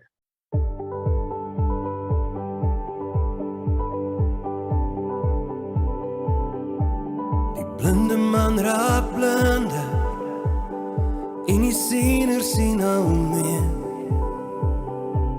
Terwille van ons kinders sit ons voete neer. Die lewe is vir almal, om te leef en om te leef. Dis jou reg om te lewe, niemand sal ons ooit kan keer. Ons gaan nie net oorleef nie, ons almal gaan floreer. Al bewe die aarde en die hemel val, sal ek glad nie beweeg nie, totdat hy my kom haal. Ek sal staan vir ons storie en ons reg om te leef. Niemand sal dit wel wegvat, want ons sal nie beweeg. Nee, ons sal nie beweeg. Die krummels raak al minder om die tafel waar ons vat. Maar terwille van ons kinders vang ons visse elke dag. Uit die jag sal ons weer opstaan, skree dit in jou moedertaal, en met trots sy liefde getuig, want die prys is reeds betaal. Al bewe die aarde en die hemel val, sal ek glad nie beweeg nie, totdat hy my kom haal. Ek sal staan vir ons storie en ons reg om te leef. Niemand sal dit kan wegvat, want ons sal nie beweeg. Blinde man raak blinder en die siener sien al meer. Terwille van ons kinders sit ons voete neer. Al bewe die aarde en die hemel val,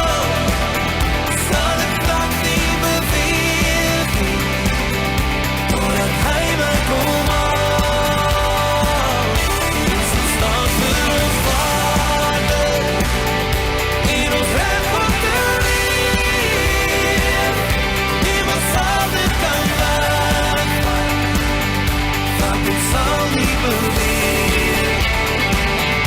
Jy sal nie beweer. Wil van ons kinders sal ons nie beweer. Dit was die sanger Roan de Tooi met die pragtige liedjie terwille van ons kinders. Voordat ek met my volgende gas gesels, Karin de Wet, dosent aan die Departement Afrikaans by die Universiteit van Johannesburg, ons gesels oor die verpulping van haar digbundel Vers en Vrou en ja, jy het reg gehoor, verpulping, want boeke wat nie goed verkoop nie, word verpulp, vernietig, en dit voel nie lekker nie.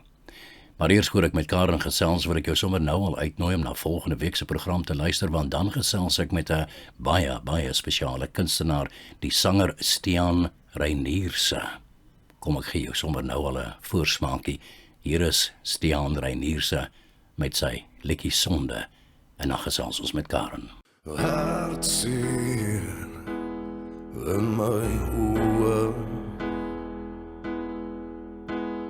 waar was jy in my drome?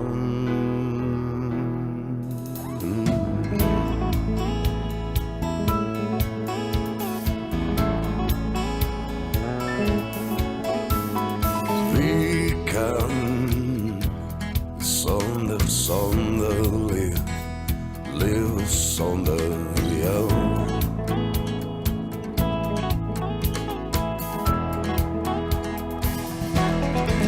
Sien jou weer, as ek doodgaan, dan sal ek kan vir iemand.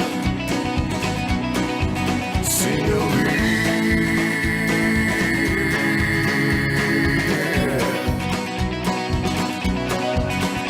en wonderbaar is jy.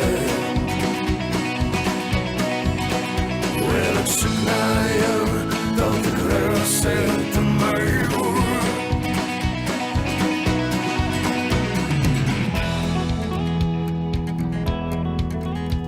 Jou sonde is vergewe, die hemel kom jou hou.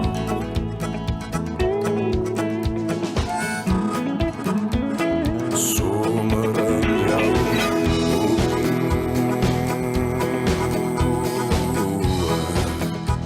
dan los jy ons behoor. Hartseer in my oor. Sien jou weer, as ek doodgaan, dan sal ek kan vir iemand. Sien jou weer,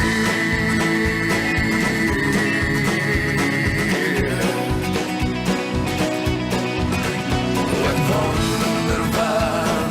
wonderbaar is jy. Wel, ek soek na jou, tot ek rus het in my oor. Sien jou weer, as ek doodgaan, dan sal ek kan vir iemand. Sien jou weer,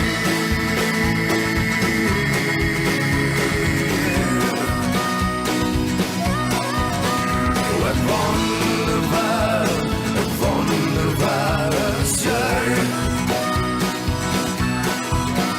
Wel, ek soek na jou, dat ek rus het in my oor.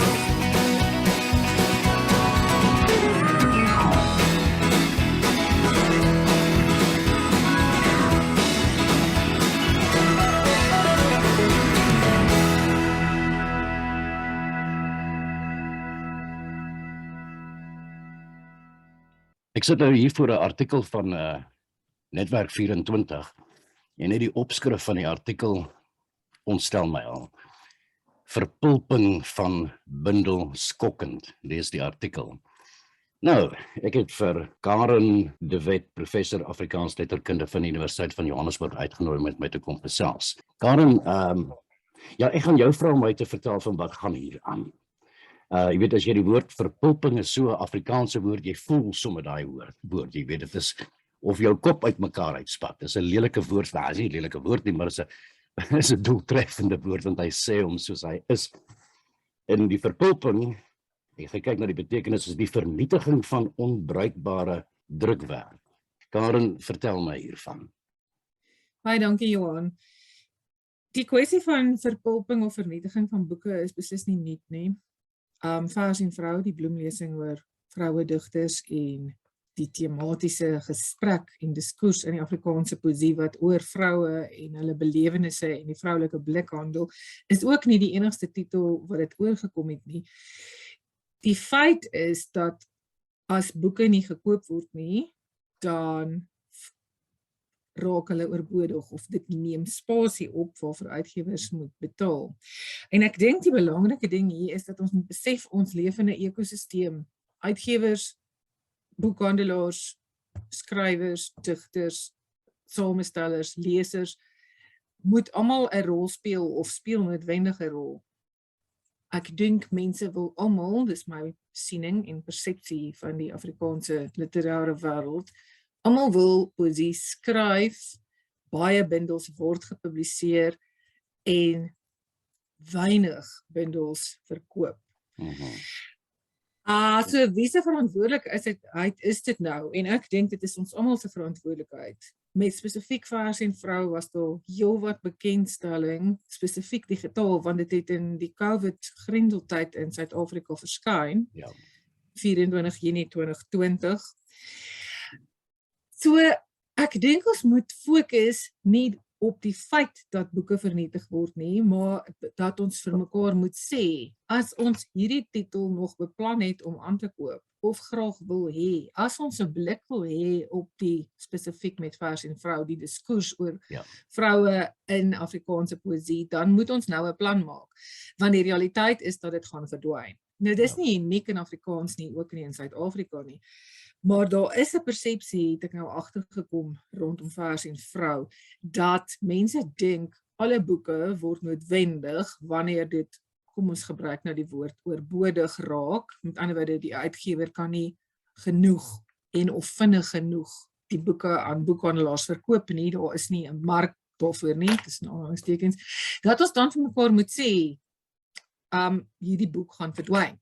Ek kan nie dink, ek gaan oor 2 of 3 jaar of maande hierdie boek koop nie, want daar gaan nie voorraad wees nie. En ek dink dis die deel wat mense nalaat om te besef. En dan, ekskuus ek het begin met die indruk, daar bestaan 'n algemene indruk dat alle boeke wat so te veel of oorbodig raak, aangebied word vir teen 'n afslag of om uitverkoop te word of om aangebied te word vir winkels wat spesifiek van hierdie voorraad dan op 'n aanbod, spesiale aanbod beskikbaar stel, maar dit is nie die geval nie.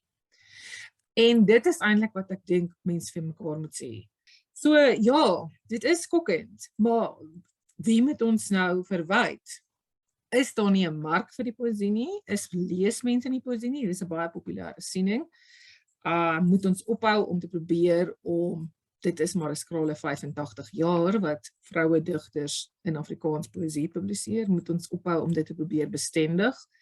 Hierdie boek was spesifiek gerig, wel die idee was dat dis nie 'n literêr-historiese digbundel nie, of versameling, ekskuus tog. Dis nie 'n literêr-historiese bloemlesing nie, maar dit wel was om te sê, maar daar is 'n diskurs oor vroue en hulle sienings en sake wat met mekaar gebeur in die samelewing. Daar is ook een in die Afrikaanse poesie. En miskien sal 'n tema, soos byvoorbeeld, kom ons neem 'n eenvoudige saak. Jou vriendin is verlief. Op wie ook al, in watter mate ook al, goed of sleg. Jy is in 'n verhouding, jy is swanger, jy is 'n ouma, jy het 'n pa. Nou al die sake wat ek nou opgenoem het, is sake, temas waaroor vroue dig. En daarom stel iemand dalk belang, sê sien nou maar jy het jou ouers word siek of jy self word siek. Dalk kan jy identifiserend via die tema lees wat ander mense se belewenis of hantering daarvan was in die poesie. Maar die feit bly staan dan, as daar meer gedruk is as wat mense wou aankoop, ten spyte van die idee met 'n tematiese lokmiddel, wat staan jou te doen?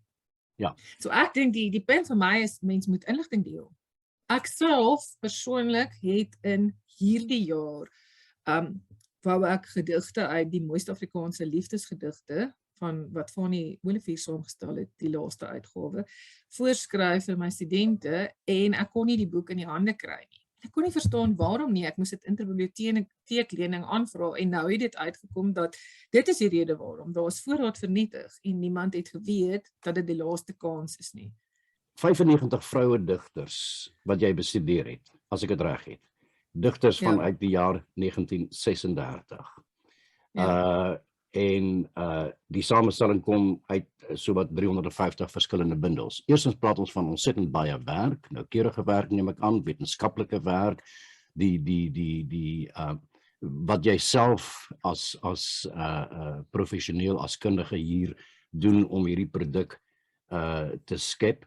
En dan op die uiteinde, ons lewe ook in 'n tyd van baie meer bewussyn, vroueregte ensovoorts. Dit klink my ook nou 'n baie belangrike tematiek op die uiteinde.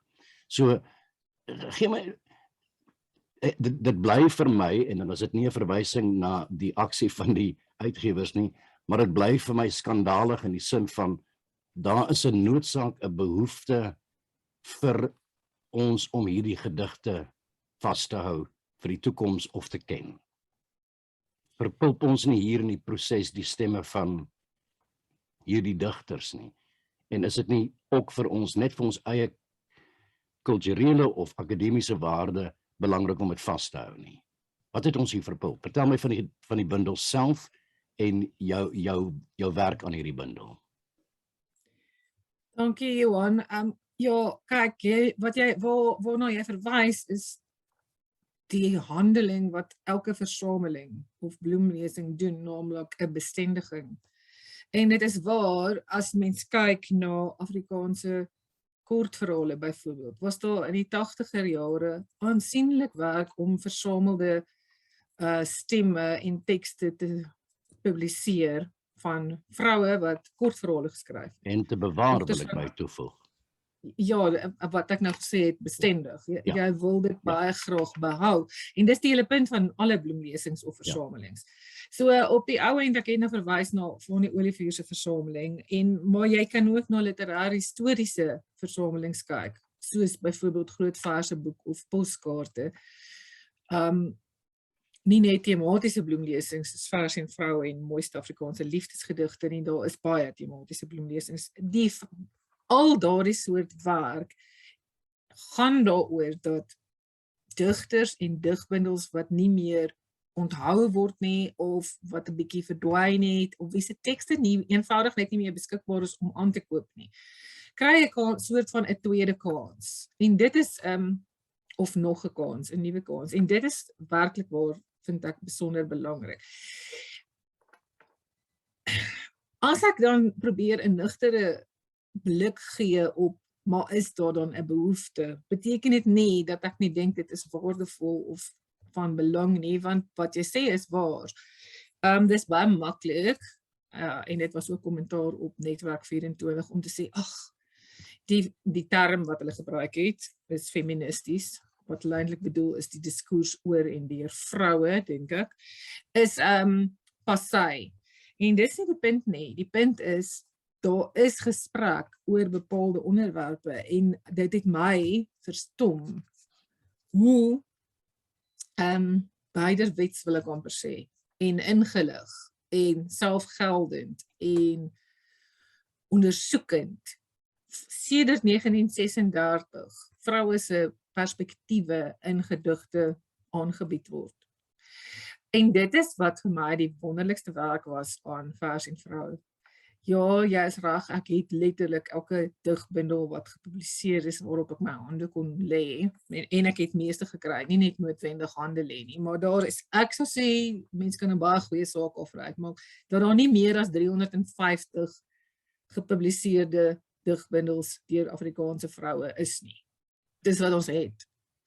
En bitter min daarvan is in die algemene handel beskikbaar. Selfs bundels wat in die 80er jare verskyn het, is nie meer beskikbaar nie, en dit is al reeds 40 jaar gelede. So in daardie opsig, die bestendiging wat versamelbundels bied, en dan natuurlik die opinie, want daar is so 'n opinie, wat sê, maar poesie het nie 'n rakleeftyd nie. Dit is wat ek ook probeer sê, as jy kyk na verse wat Eybers geskryf het, wat die groot oplewing vroue digters in die 70er jare in Afrikaans, Antjie Krog, Wilma Stokenstroom, Lina Spies, Marlene van Niekerk, Petra Miller, daardie groep mense se bundels is nie meer beskikbaar nie. Dit is 50 jaar later, en is net nie beskikbaar nie. So dit was ook 'n interessante perspektief vir my wat na vore kom oor hoe goed hierdie mense geskryf het en hoe divers. En nou kan jy deurtrek deur die 90er jare, 2000, 2010, 2020, as jy in die kaders wil werk of nie. Jy weet die bydraes wat selfpublikasies begin maak het, die bydraes van Diana Ferris en Ronelda Kamfer, die jong stemme na 2020 wat in Kaap skryf, of ander dialekte en variante van Afrikaans, variante moet ek sê. Daar is beslis 'n diskurs. Die vraag is net, bestendig ons dit in die lug na 'n brose 85 jaar van Afrikaanse vroue digters? Wil iemand lees? Wil iemand dit nog gebruik? En ek vermoed ons het die probleem met die Afrikaanse poësie is nie by die digters nie. Ten minste die afgelope 2 dekades is die gemiddeld aantal digbundels wat gepubliseer word, en dit sluit selfpublikasies hoofsaaklik uit, meer as 10 tot 15 'n jaar. Maar iemand soos Breitenberg het, ek dink dit was 2005 rondom 'n onderhoud met Shapie Nodee se versameling, my ou se Blom, het Breitenberg al gesê, wel, 187, dit is hoeveel bundels ek in Afrikaans kan verkoop. 187. Goeie genade, dit is ongelooflik. Ek is dit verbaas my, en een van die redes waarom dit my verbaas, ek hou self van digkuns, en dan moet ek ook eerlik toegee, ja, wanneer laas het ek self 'n digbundel gekoop, maar as ek so, jy weet, ek sit hier en ek kyk so na die Facebook groepe, en daar's honderde diggroepe, en ons is werklik waar, ek het al een keer 'n opmerking gemaak dat die Afrikaanse volk blyk een van daai uitsonderlike volke te wees wat regtig soveel digters skep, al is dit ook nie die beste digters op aarde nie, maar mense dig verskriklik graag. Maar aan die ander kant sê jy dan ook vir my dat die publiek koop nie graag digkuns nie. En ek dink daar's om een of ander rede het daar ek wil nou nie sê gaping nie, maar afstand ontstaan tussen wat mense beskou as poësie en wat mense wil koop as poësie. Nou, dit skuif ook. I mean, in die 80er jare was daar al ondersoeke en publikasies oor musiek en liriek en musiek in die Afrikaanse poësie en waar jy die poësie gaan. En ons sien dit al meer. Ek het daar nog verwys in die laue lesing verlede jaar, Danie de Wet wat sy eie digbundels uitgee, wat iets anders is as net lirieke van sy tekste, maar die sake skuif in mekaar. As ek nou sê Danie de Wet, dan is dit nou Spoegwolf en Reënwolf, persoon waarvan ons praat. Hy verkoop meer as 1000 baie vinnig. En maak 'n nuwe herdruk. So, wat sê ek? Die poësie skuif na dalk meer oral, dalk interessanter of lekkerder of gemakliker vir mense om te lees en te hoor as dit 'n lied is. Ek dink ook baie keer daaraan oor wat met Vers en Vrou spesifiek gebeur het. Daar is video's gemaak, het 'n projek. Hy het dit gedoen met ondersteuning van stemkunstenaars en klank by die gedigte, en dan baie keer dan dink ek, is dit die probleem of die feit, die gegewe, dat luisteraars van poësie of liefhebbers van poësie, waar die koopkrag lê, wil dit opgedollie hê. Wil die gedig voorgelees of gesing, of daar is soveel voorbeelde van toonsettings van gedigte, dat dit vir my lyk asof die formaat van om gedigte te publiseer in 'n bundel nie die aantrekkingskrag is nie, maar dan gaan ek myself onmiddellik in die rede val, want as jy daai suksesverhaal van Kaalwoorde, die dame wat, of die vrou moet ek sê, jammer, wat op Facebook begin haar gedigte skryf het en so goed gevaar het dat dit gedruk is en verskeie duisende oplae daarvan verkoop het. Ja. Het lyk nou 'n moeilike mark. Ek wil 'n bietjie weer platvloers terugkeer na die verpulping van die boeke. En ek aanvaar en ek weet min of meer hoe dat die realiteit is, hoe die werklikheid is ten opsigte van dit gaan hier op die uiteinde oor geld, oor verdienste.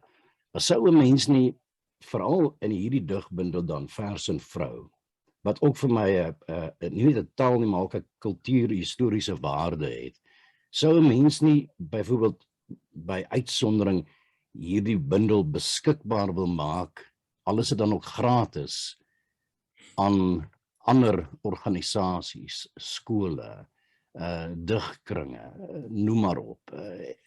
Of sal die uitgewers doen eenvoudig opspring en sê, man, as ons nie geld verdien daarop nie, dan is dit einde van hierdie verhaal. Hoe behou ons dit wat jy geskep het? En is dit moontlik?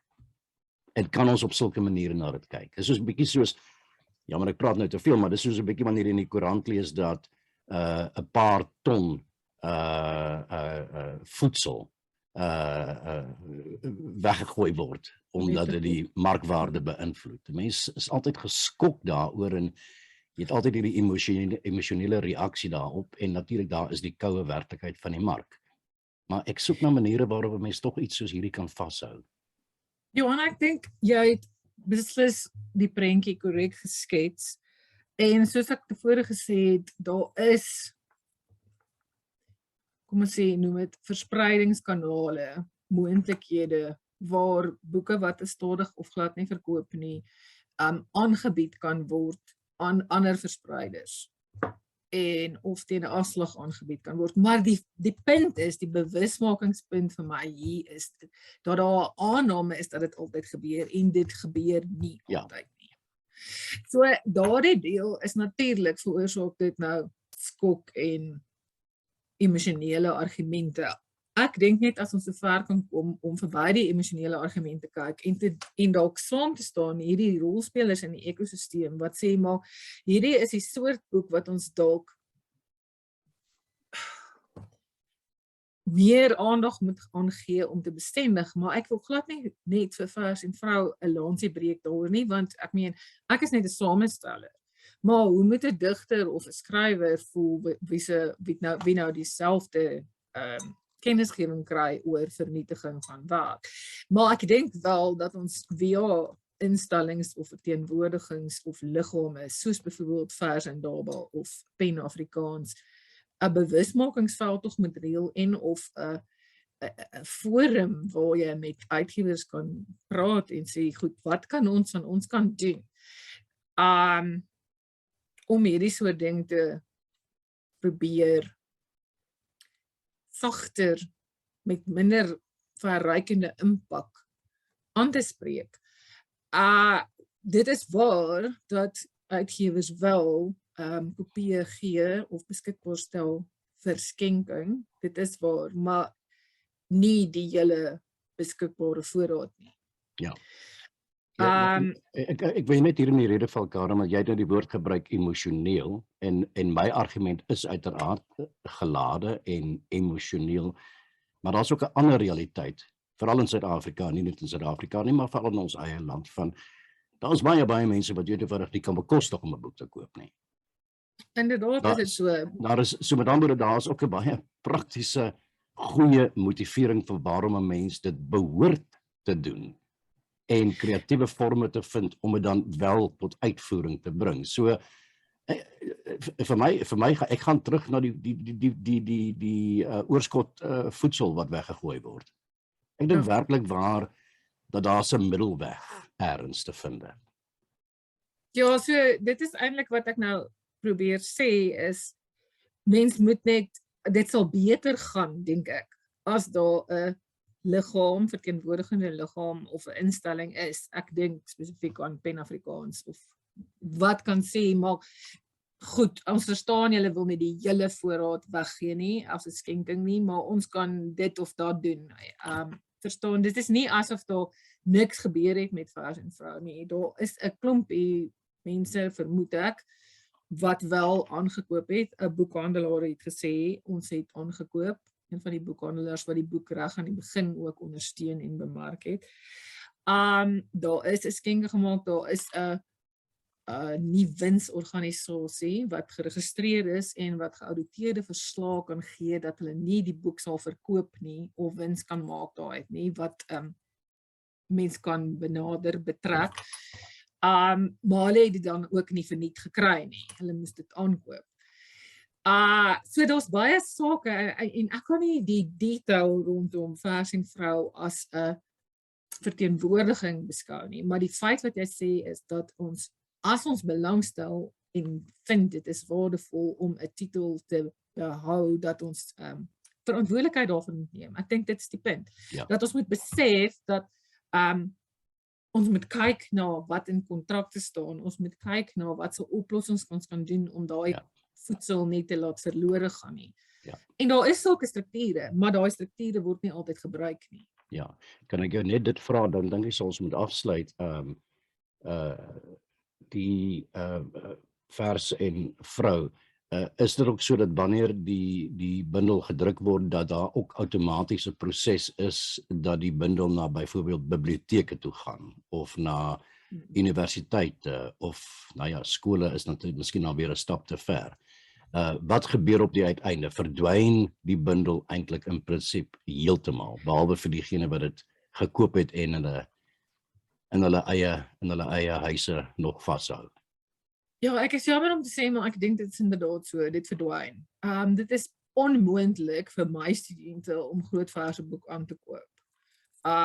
Hulle kry hier en daar, een van my studente het gesê, maar ek het 'n groot verse boek volume 2 by Makro gekoop, online. Jy weet so, en die ding wat vir my die hartseerste is oor Vers en Vrou, is dat daardie mense waarna jy verwys, wat buite wie se begroting dit eenvoudig val enige tyd, selfs om te spaar vir R310 om 'n versamelbundel te koop, en wat dit dalk moontlik graag wil hê, is die mense wat mens gewoonlik verwag, asseblief tog gaan na die openbare biblioteke, maar ons weet dat die openbare biblioteke en universiteitsbiblioteke nie noodwendig dit aankoop nie.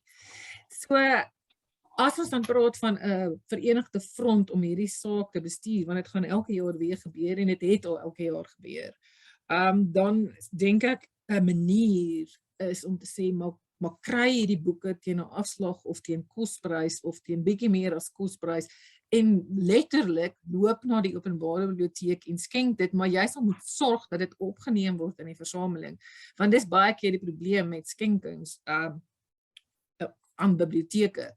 Daar's nie mannekrag om dit op te neem in die versameling nie, en dan gooi hulle dit net weg of laat dit net lê. Die kwessie oor universiteitsbiblioteke, ek na my wete is daar nie 'n outomatiese lyn na biblioteke toe nie, dit moet aangekoop word. So as iemand in 'n departement wat Afrikaans gee nie dink die boeke is sinvol en vra dat dit aangekoop word nie, of as daar nie begroting is nie, of die bibliotekaris sorg nie daarvoor nie, gaan dit nie gebeur nie. Ja. En dis byvoorbeeld hoekom ek so gesukkel het om die mooiste Afrikaanse liefdesgedigte in die hande te kry. Ja, net vir myself om 'n duidelike beeld daarvan te kry. Daar bestaan nie in Suid-Afrika by die uitgewerheid, daar bestaan nie 'n instelling soos 'n argief waar sommige werke in bewaar word nie, juis vanweë die kultuur en historiese waarde daarvan. En ek vra die vraag omdat 'n vriend van my onlangs, 'n professor aan die Universiteit van Amsterdam, 'n baie swaar akademiese boek geskryf het, waarvan mense weet dit word nie verkoop nie, maar dit word outomaties hierin, en daar bestaan dus 'n stelsel, en ek weet nie hoe die stelsel werk nie, waar sekere werke outomaties geargiveer word, en uiteindelik dan ten minste gebruik kan word vir toekomstige navorsers en die soort van dinge. Bestaan daar enigiets soos dit in Suid-Afrika, of?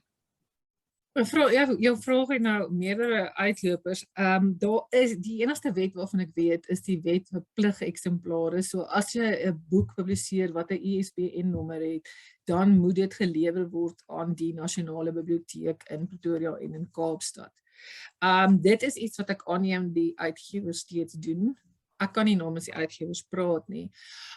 Wat ek weet is dat die spesifieke uitgewers van Vers en Vrou sê dat hulle nie argiewe het nie, of dit insluit dat daar kopieë van die boeke wat hulle publiseer iewers bewaar word in hulle kantore, kan ek nie verstaan nie. Maar weer eens terug by die ekosisteem en die verantwoordelikhede. As ons boeke wil laat bewaar, moet ons dit self doen. Karin, net so 'n laaste vraagie dan, en dan gaan ons groet. Is daar 'n moment, wanneer, en dit is bietjie melodramaties, is daar 'n verpulpingsmoment? Is daar 'n begrafnis? Kyk, Johan, ek is nie eintlik 'n kenner oor hierdie goed nie. Wat in my geval wat gebeur het, is ek het net gedink, maar daar is soveel van hierdie kopieë wat iewers in bokse staan en daar is dit gaan weggaan. Wat kan ek doen? So hoe ek daarvan, ek is in kennis gestel as samesteller. Luister, dit is nou wat gaan gebeur. Asseblief, hier is 'n opsie. As jy skenking wil maak, sal ons dit oorweeg en hier is 'n opsie en ek het 'n klomp opsies en 'n sperdatum. Ja. So ek het 'n klomp opsies ook voorgestel, maar daar was 'n datum, maar die datum was voor wanneer ek moet reageer. So verder as dit weet ek nie, maar sekerlik is daar in die proses datums van die pakhuise moet skoonkom. Ja. Dis my aanname. Hoe ook al, Karin, ek vind dit baie hartseer.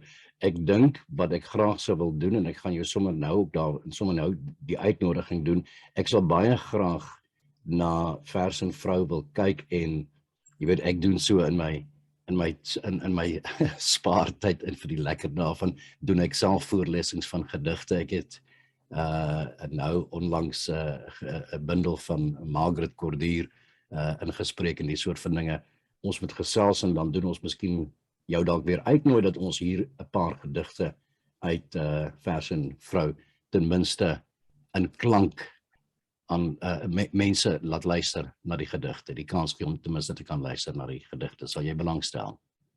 Baie dankie, Johan, dit sal baie gaaf wees. In die verband kan ek sê dat, en dit is wat my so interesseer, Vers en Vrou het regtig baie goeie blootstelling gekry in daai gerendeldheid. In die Augustus, dit verskyn het in Junie, het Freda van der Heever met haar program Vers en Klank die hele maand se programme aan, omdat dit Vroue Maand was, aan daai gedigte gewy. So enige iets wat die poesie by 'n luisteraar uitbring, ondersteun ek graag. Karin, so 'n bietjie hartseer, sê ek vir jou in elk geval baie dankie en ek hoop ons gesels gou weer. Baie dankie vir hierdie gesprek. Baie dankie vir die geleentheid.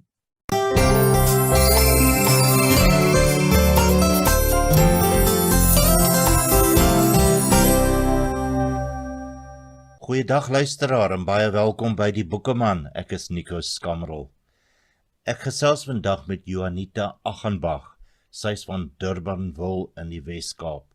Sy het 'n paar boeke al geskrywe en ek was doodnuuskierig om met haar te gesels oor verskeie van haar boeke. Baie welkom Juanita Achenbach. Baie dankie Nico. Juanita, ek wil jou graag vra om ons so 'n bietjie te vertel oor jou kinderjare. Waar is jy gebore en waar het jy groot geword? My pa was 'n landdros gewees, so hy het baie rondgetrek. So ek's gebore in Durban, so bietjie groot geword daar in Germiston, Boksburg en Whitfield. En so van graad 5 af standaard 3 het ons na 'n klein dorpie toe Groblersdal toe getrek. En daar het ek nou seker maar my breins gekry en gematrikuleer en so langs die kanaalwaters gewees. Heerlik. En jy skryf voltyds, nee? Ja, ek het nou vir 'n rukkie, ek doen ook nou weer berading wat ek nou lanklaas gedoen het. Ek het weer begin berading doen hierdie jaar eintlik. So ek kombineer so 'n bietjie van alles en dan help ek my man so met die admin met sy besigheid ook. So ek het so 'n paar balle in die lug op een slag. Sê vir my, Juanita, was dit vir jou baie moeilik om by 'n groot uitgewer in te kom? Ja, ek het nooit beplan om te skryf. So my Afrikaanse punte, opstelpunte was nooit vreeslik goed nie. So skryf was nooit deel van my beplanning of iets wat ek wou probeer of enige so nie. So toe ek, dit was eintlik maar 'n filosofiese gesprek met my swaar een aand en oor 'n tema en hy het vir my gesê maar jy moet 'n boek daaroor skryf. En vir een of ander rede daai saadjie geweldig vinnig geplant en ontkiem en alles, so ek het toe eintlik vir die eerste keer gedink, miskien moet ek so iets oorweeg, en toe ek nou sit en ek dink, maar as ek nou so iets sou doen, sou ek skryf oor die filosofiese gesprek, of sal ek skryf oor my persoonlike verhaal, en toe beleef ek, maar die Here sê vir my, maar jy het 'n storie met 'n rede, skryf dit. En ja, toe het ek Dis My Geheim geskryf, en hy is relatief vinnig geskryf, en toe het ek hom gestuur na 2 uitgewers toe. Iman en Resou was die een gewees, hulle het so binne 2 weke vir my laat weet, gaan doen 'n kursus inskryf, en dan probeer jy weer, en 'n ander een was Protea Boekhuis, en ek het eintlik in die koerant gesien, Protea Boekhuis het 'n boek uitgegee in daai tyd, en ek het gereken, daai boek is min of meer in die genre wat ek toe Dis My Geheim geskryf het. So my hoop was eintlik op Protea Boekhuis, omdat hulle so 'n tipe boek uitgegee het, in my opinie, op daai stadium. En dit was toe ook hulle, wat 6 maande later toe vir my gesê het, maar hulle stel belang, ek moet net so bietjie aanhang, en 9 maande later toe sê hulle vir my, hulle wil hom uitgee. So ek is baie bevoorreg, dat dit nou eintlik vir my baie vinnig gebeur het. Ja, dit was, en dit was vir my kosbaar dat dit so gebeur het, want dit was, ek dink dit was 'n tema wat op daai stadium nie regtig oor gepraat is nie, en dit is maar die ding van my boeke, daar word temas gevat wat nie oor gepraat word, regtig. Ja. Junita, hoekom ek soos, jy weet, ek vind ook baie keer skrywers wil graag 'n boek skryf, en dan wil hulle oor komplekse goed skryf, waar ek vind, as 'n mens skryf oor iets waarvan jy kennis dra of ervaring, skryf jy baie makliker, en ek weet, Dis My Geheim, is ek reg, was ook deel van jou lewenspad, jou eie ervaring. Ja, dit was. Ek was so 10 bladsye in die boek, en toe besef ek, nee, maar my storie is nie volledig, as ek nie ook die storie vertel van die biologiese ouers nie, en as ek nie ook die storie vertel van die aanneemouers nie, want aanneming gaan nie net oor 'n kind wat aangeneem is nie, daar's baie ander storielyne wat daai hele gebeurtenis laat plaasvind. En ek dink dit is wat gehelp het met Dis My Geheim, is dat dit nie net 'n boek gaan oor 'n kind wat aangeneem is en soek na ouers nie, maar daar's 'n, jy weet, dis daai backstory van, maar hoekom het die vrou in die eerste plek haar kind laat aanneem? En die paartjie wat wil aanneem, waar kom dit vandaan? En die hele proses ook, rondom hoe dit nou is, want jy het mos nou 'n prentjie in jou kop van, jy wil hierdie baba hê, en dan kry jy die baba, en dit is nie altyd presies hoe jy dit beplan het nie. So, ja, en ek dink dit het gehelp, wat vir my amazing was van daai boek, na die tyd, is die gesprekke. Soos ek sê, die boek se naam is Dis My Geheim, en dit was presies dit. Ek was grootgemaak met, jy praat nie oor die feit dat jy aangeneem is nie. Want mense het opinies, en hulle sê maklik, jy weet, ja, want jy geweet, daai kind is aangeneem. So dit was 'n geheim vir my ma ook. En skielik, na die boek uit is, nou sê mense, ja, maar weet jy, ek is ook aangeneem, of ek het ook 'n kind gegee vir aanneming, en dit was vir my so kosbaar, want skielik kan mense dit sê. Hulle kan dit sê, sonder skaamte, is dit net wat dit is. Ek's aangeneem, is 'n feit, ek het 'n kind gegee vir aanneming, is 'n feit, en dis okay. So daai dialoog was opgemaak, en dit was vir my nogal iets gewees, iets spesiaals wat die boek kon bring. Ja, kyk, ek is omtrent 100 jaar ouer as jy, en ek onthou, as kind, was kinderhuiskinders geboelie. As mense gehoor het, dit is 'n aangenome kind, of 'n aangenome kind, dan is daar agteraf gepraat. Ek onthou dit baie goed, want ek was baie daarbey betrokke. So dit was nogal, in my jong dae, wat, soos ek sê, 100 jaar terug, was dit onderwerp wat taboe was, met dieselfde kinders wat boelie. Ja, nee, absoluut. Ek is dankbaar dat my ma dit so gedoen het, jy weet, dat sy my gesê het, moenie daaroor praat nie, want sy het geweet wat daarmee saamkom. So, ja, nee, so ek is verskriklik dankbaar vir daai leiding wat sy my daai tyd gegee het. Kyk, kinders van vandag, wat aangeneem is nie eers in dieselfde ras, jy weet nie, so dis ooglopend so. En ek dink dieselfde beginsel tel. Dus daai boek dink ek is so belangrik vir ouers wat kinders aanneem, dat hulle net 'n bietjie verstaan van die binnewêreld van 'n aangenome kind ook. Want jy hou maar baie, jy weet toe, jou kaarte is maar styf in jou bors wat jou aanneem ouers aan moet tref, want jy wil hulle ook nie seermaak. Vir alles hulle nou dierbaar is, jy weet, dan wil jy nie seermaak nie. Jonita, jy het ook 'n boek geskryf, Gister is verby. Kan jy ons bietjie meer vertel van daardie boek? Ja, daai boek het half so gebeur. Ek het so 'n gewoonte, ek en my beste vriendin ons probeer so Vrydag by mekaar kom. En dan net so 'n bietjie opvang. En so met so een Vrydag kuier toe vertel sy vir my haar skoonsussie is gediagnoseer met borskanker. En 'n mens het mos maar 'n opinie as jy so iets hoor. Jy weet, jou eerste ding waarheen jy gaan is, "Tjoe, hoe sal ek voel as dit met my gebeur?" tipe van ding. Maar soos die Vrydag aangegaan het, so het ek heeltyd so 'n bietjie stories bygehoor. En een van dit onthou ek was dat daar dalk nou 'n kans is dat sy nie kan swanger dra of kinders kry nie as gevolg daarvan. En dit vang my toe, want dit was nou die laaste ding wat ek nou gedink het kan gebeur met as jy nou gediagnoseer word met borskanker. Ek dink ek het maar gereken, jy weet 'n mastektomie, jy weet chemo, daai tipe van ding. Ek weet jy kon 'n bors opbou, so jy weet dit lyk nie anders nie, so ek het maar net besef ek weet amper niks. En ek was toe op daai stadium net klaar geskryf aan toe Elvis op my sing. So ek het gesoek na 'n storie om oor te skryf en toe besef ek maar as ek so min weet, dan weet baie ander mense dalk net so min. Tydens 'n doodgewone roetineondersoek by die ginekoloog word Nadine 'n skrikwekkende vonnis opgelê. Onverwags moet sy die aanslae op haar liggaam en vroulikheid leer hanteer, terwyl haar man Peer ook desperaat na sy eie antwoorde soek. Wat gaan aan? Hulle wil 'n biopsie doen. Dis tog borskanker.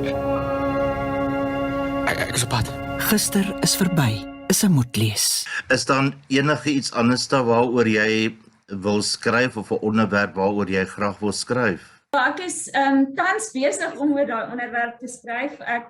En dit is saamgestelde gesinne. Jy weet daai pa met sy kinders en ma met haar kinders en ons bring hulle almal saam en ons vorm 'n nuwe huishouding. So ja, ek is besig met dit op hierdie stadium. Het jy enige ander planne verder? Interessanter planne, want ek verstaan jy speel klavier en jy speel gitaar. Ek het gewonder of jy nie dalk 'n CD gaan maak nie. Ja, my speel nie. Nee, my kinders is sanger. Ons sal dit vir los. Nee, ag weet jy nie, my groot passie eintlik maar is my kinders en my gesin. So ek my oudste een is nou net uit die skool uit en die ander een is nou in graad 11. Jonita, ek wil net vir jou vinnig vra en kortliks, lê jy die hele storie vir jouself uit of skryf jy net soos ek?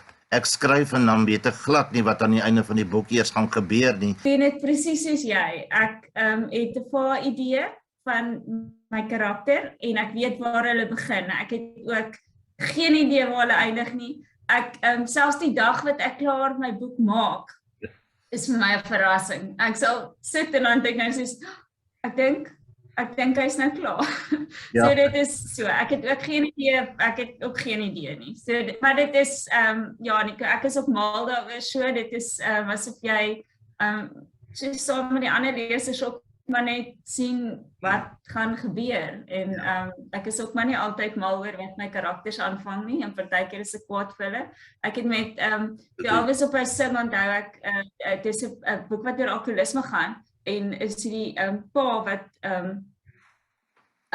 alkoholis is 'n bietjie aggressief ook en ek skryf die dag en daar's hierdie oomblik wat gebeur wat ek glad nie sien kom het nie. En die voel partykeer mos maar sy sekretaresse en ek tik en die oomblik is verby en toe staan ek net so van die stoel af op en ek is net so, okay, dit het nie sien kom nie. So ja, dit is die karakters vang maar goed aan en is lekker om deel te wees daarvan. Ja, dit is, mens raak so betrokke by die karakters, jy raak eie karakters, en as die boek klaar geskryf het, dan mis jy hulle. Absoluut, jy wonder, hoe gaan het nou met hulle? Absoluut, weet jy die een boek wat ek geskryf is 'n komedie, ek het die karakters, ek het hom geëindig, dat daar moet 'n tweede gedeelte wees, en ek kon nie wag om die tweede gedeelte te skryf nie, man, ek het die gesels, ek het hulle so gemis in al hulle doen en late, en jy vergeet later, dis 'n storie wat jy skryf en jy raak absoluut betrokke. Maar Unita, daar kom ons geselsie tot 'n einde, hier val nou lieflike reën, ek weet nie of jy dit kan hoor, dit kletter hier op die dak. Ek wil tog vir jou sê, ek hoop jou invloei tot die einde van jou lewenspad, en ek hoop, indien jy nooit bekroon word hier op aarde vir jou goeie werk nie, die versekering dan gee dat jy bekroon sal word eendag in die hemel. Baie dankie Nico, ag wat dit was heerlik, baie dankie en sterkte vir jou ook, ek hoop jy praat nog met baie mense verder in jou toekoms ook en lekker skryf. Jy is welkom en baie dankie hoor. Dit was dan my geselsie met Unita Achenbach. Baie dankie Unita, dit was lekker om met jou te gesels het. Haar boek Stille Waters is ook een boek wat ek regtig wil aanbeveel en dit gaan oor 'n selfmoord onder tieners. Nou ja, daarmee groet ek. Alles wat mooi is, kyk na jouself. Mooi dood. Dankie Nico Schamrel, ons Boekeman. Dit is byna tyd om te groet, maar terwyl ek nog so na Nico geluister het, het ek nog 2 van die stemboodskapies ontvang van vriende oor die internasionale drukkiedag. Die dag waarop ons almal wêreldwyd bemoedig word om vir iemand, selfs ook 'n vreemdeling, 'n lekker warm drukkie te gee. Dis is in al die geselsry nog 2 boodskapies en een van die skrywer Louise Viljoen wat nou nog onlangs die boek Gesinstyd met God geskryf het. Om af te sluit, my naam is Johan Allers, ek hoop ons kuier volgende week weer lekker saam. Hier is Louise se drukkiedag boodskap aan ons almal en dan 'n laaste drukkiedag boodskap van die alombekende en geliefde Lis Meyering. Vandag trek ek my ma, 'n dimensieleier, met deernis en liefde teer teen my vas. Al is sy meestal verdwaal in haar eie skemerwêreld, weet ek wie sy is, my ma. Ek is so dankbaar dat ek die voorreg het om haar 'n drukkie te kan gee, terwyl daar so baie weeskinders is wat smag om 'n mamma te kan hê. Ek gee ook vandag 'n ekstra spesiale drukkie vir elke versorger van 'n dimensieleier. Mag God julle seën. Dis interessant dat die Amerikaners jare terug, dekades terug eintlik, al 'n siekte gediagnoseer het wat hulle noem skinhunger, velhonger. Dit is mense wat nie genoeg aangeraak word nie. Daai non-verbale kommunikasie van iemand 'n stywe druk gee, praat baie meer woorde as wat woorde kan praat. So leef dit uit op nasionale drukkiedag, maar leef dit elke dag uit. Want almal loop met pyn, woede, angs, frustrasie, probleme wat hulle nie noodwendig aan die buitewêreld vertel nie. En daai stywe druk, daai aanraking gee mense weermoed. Dit weet ons is wetenskaplik bewys. Dit is Lis Meyering en ek beplan om almal bekend en onbekend 'n drukkie te gee op nasionale drukkiedag.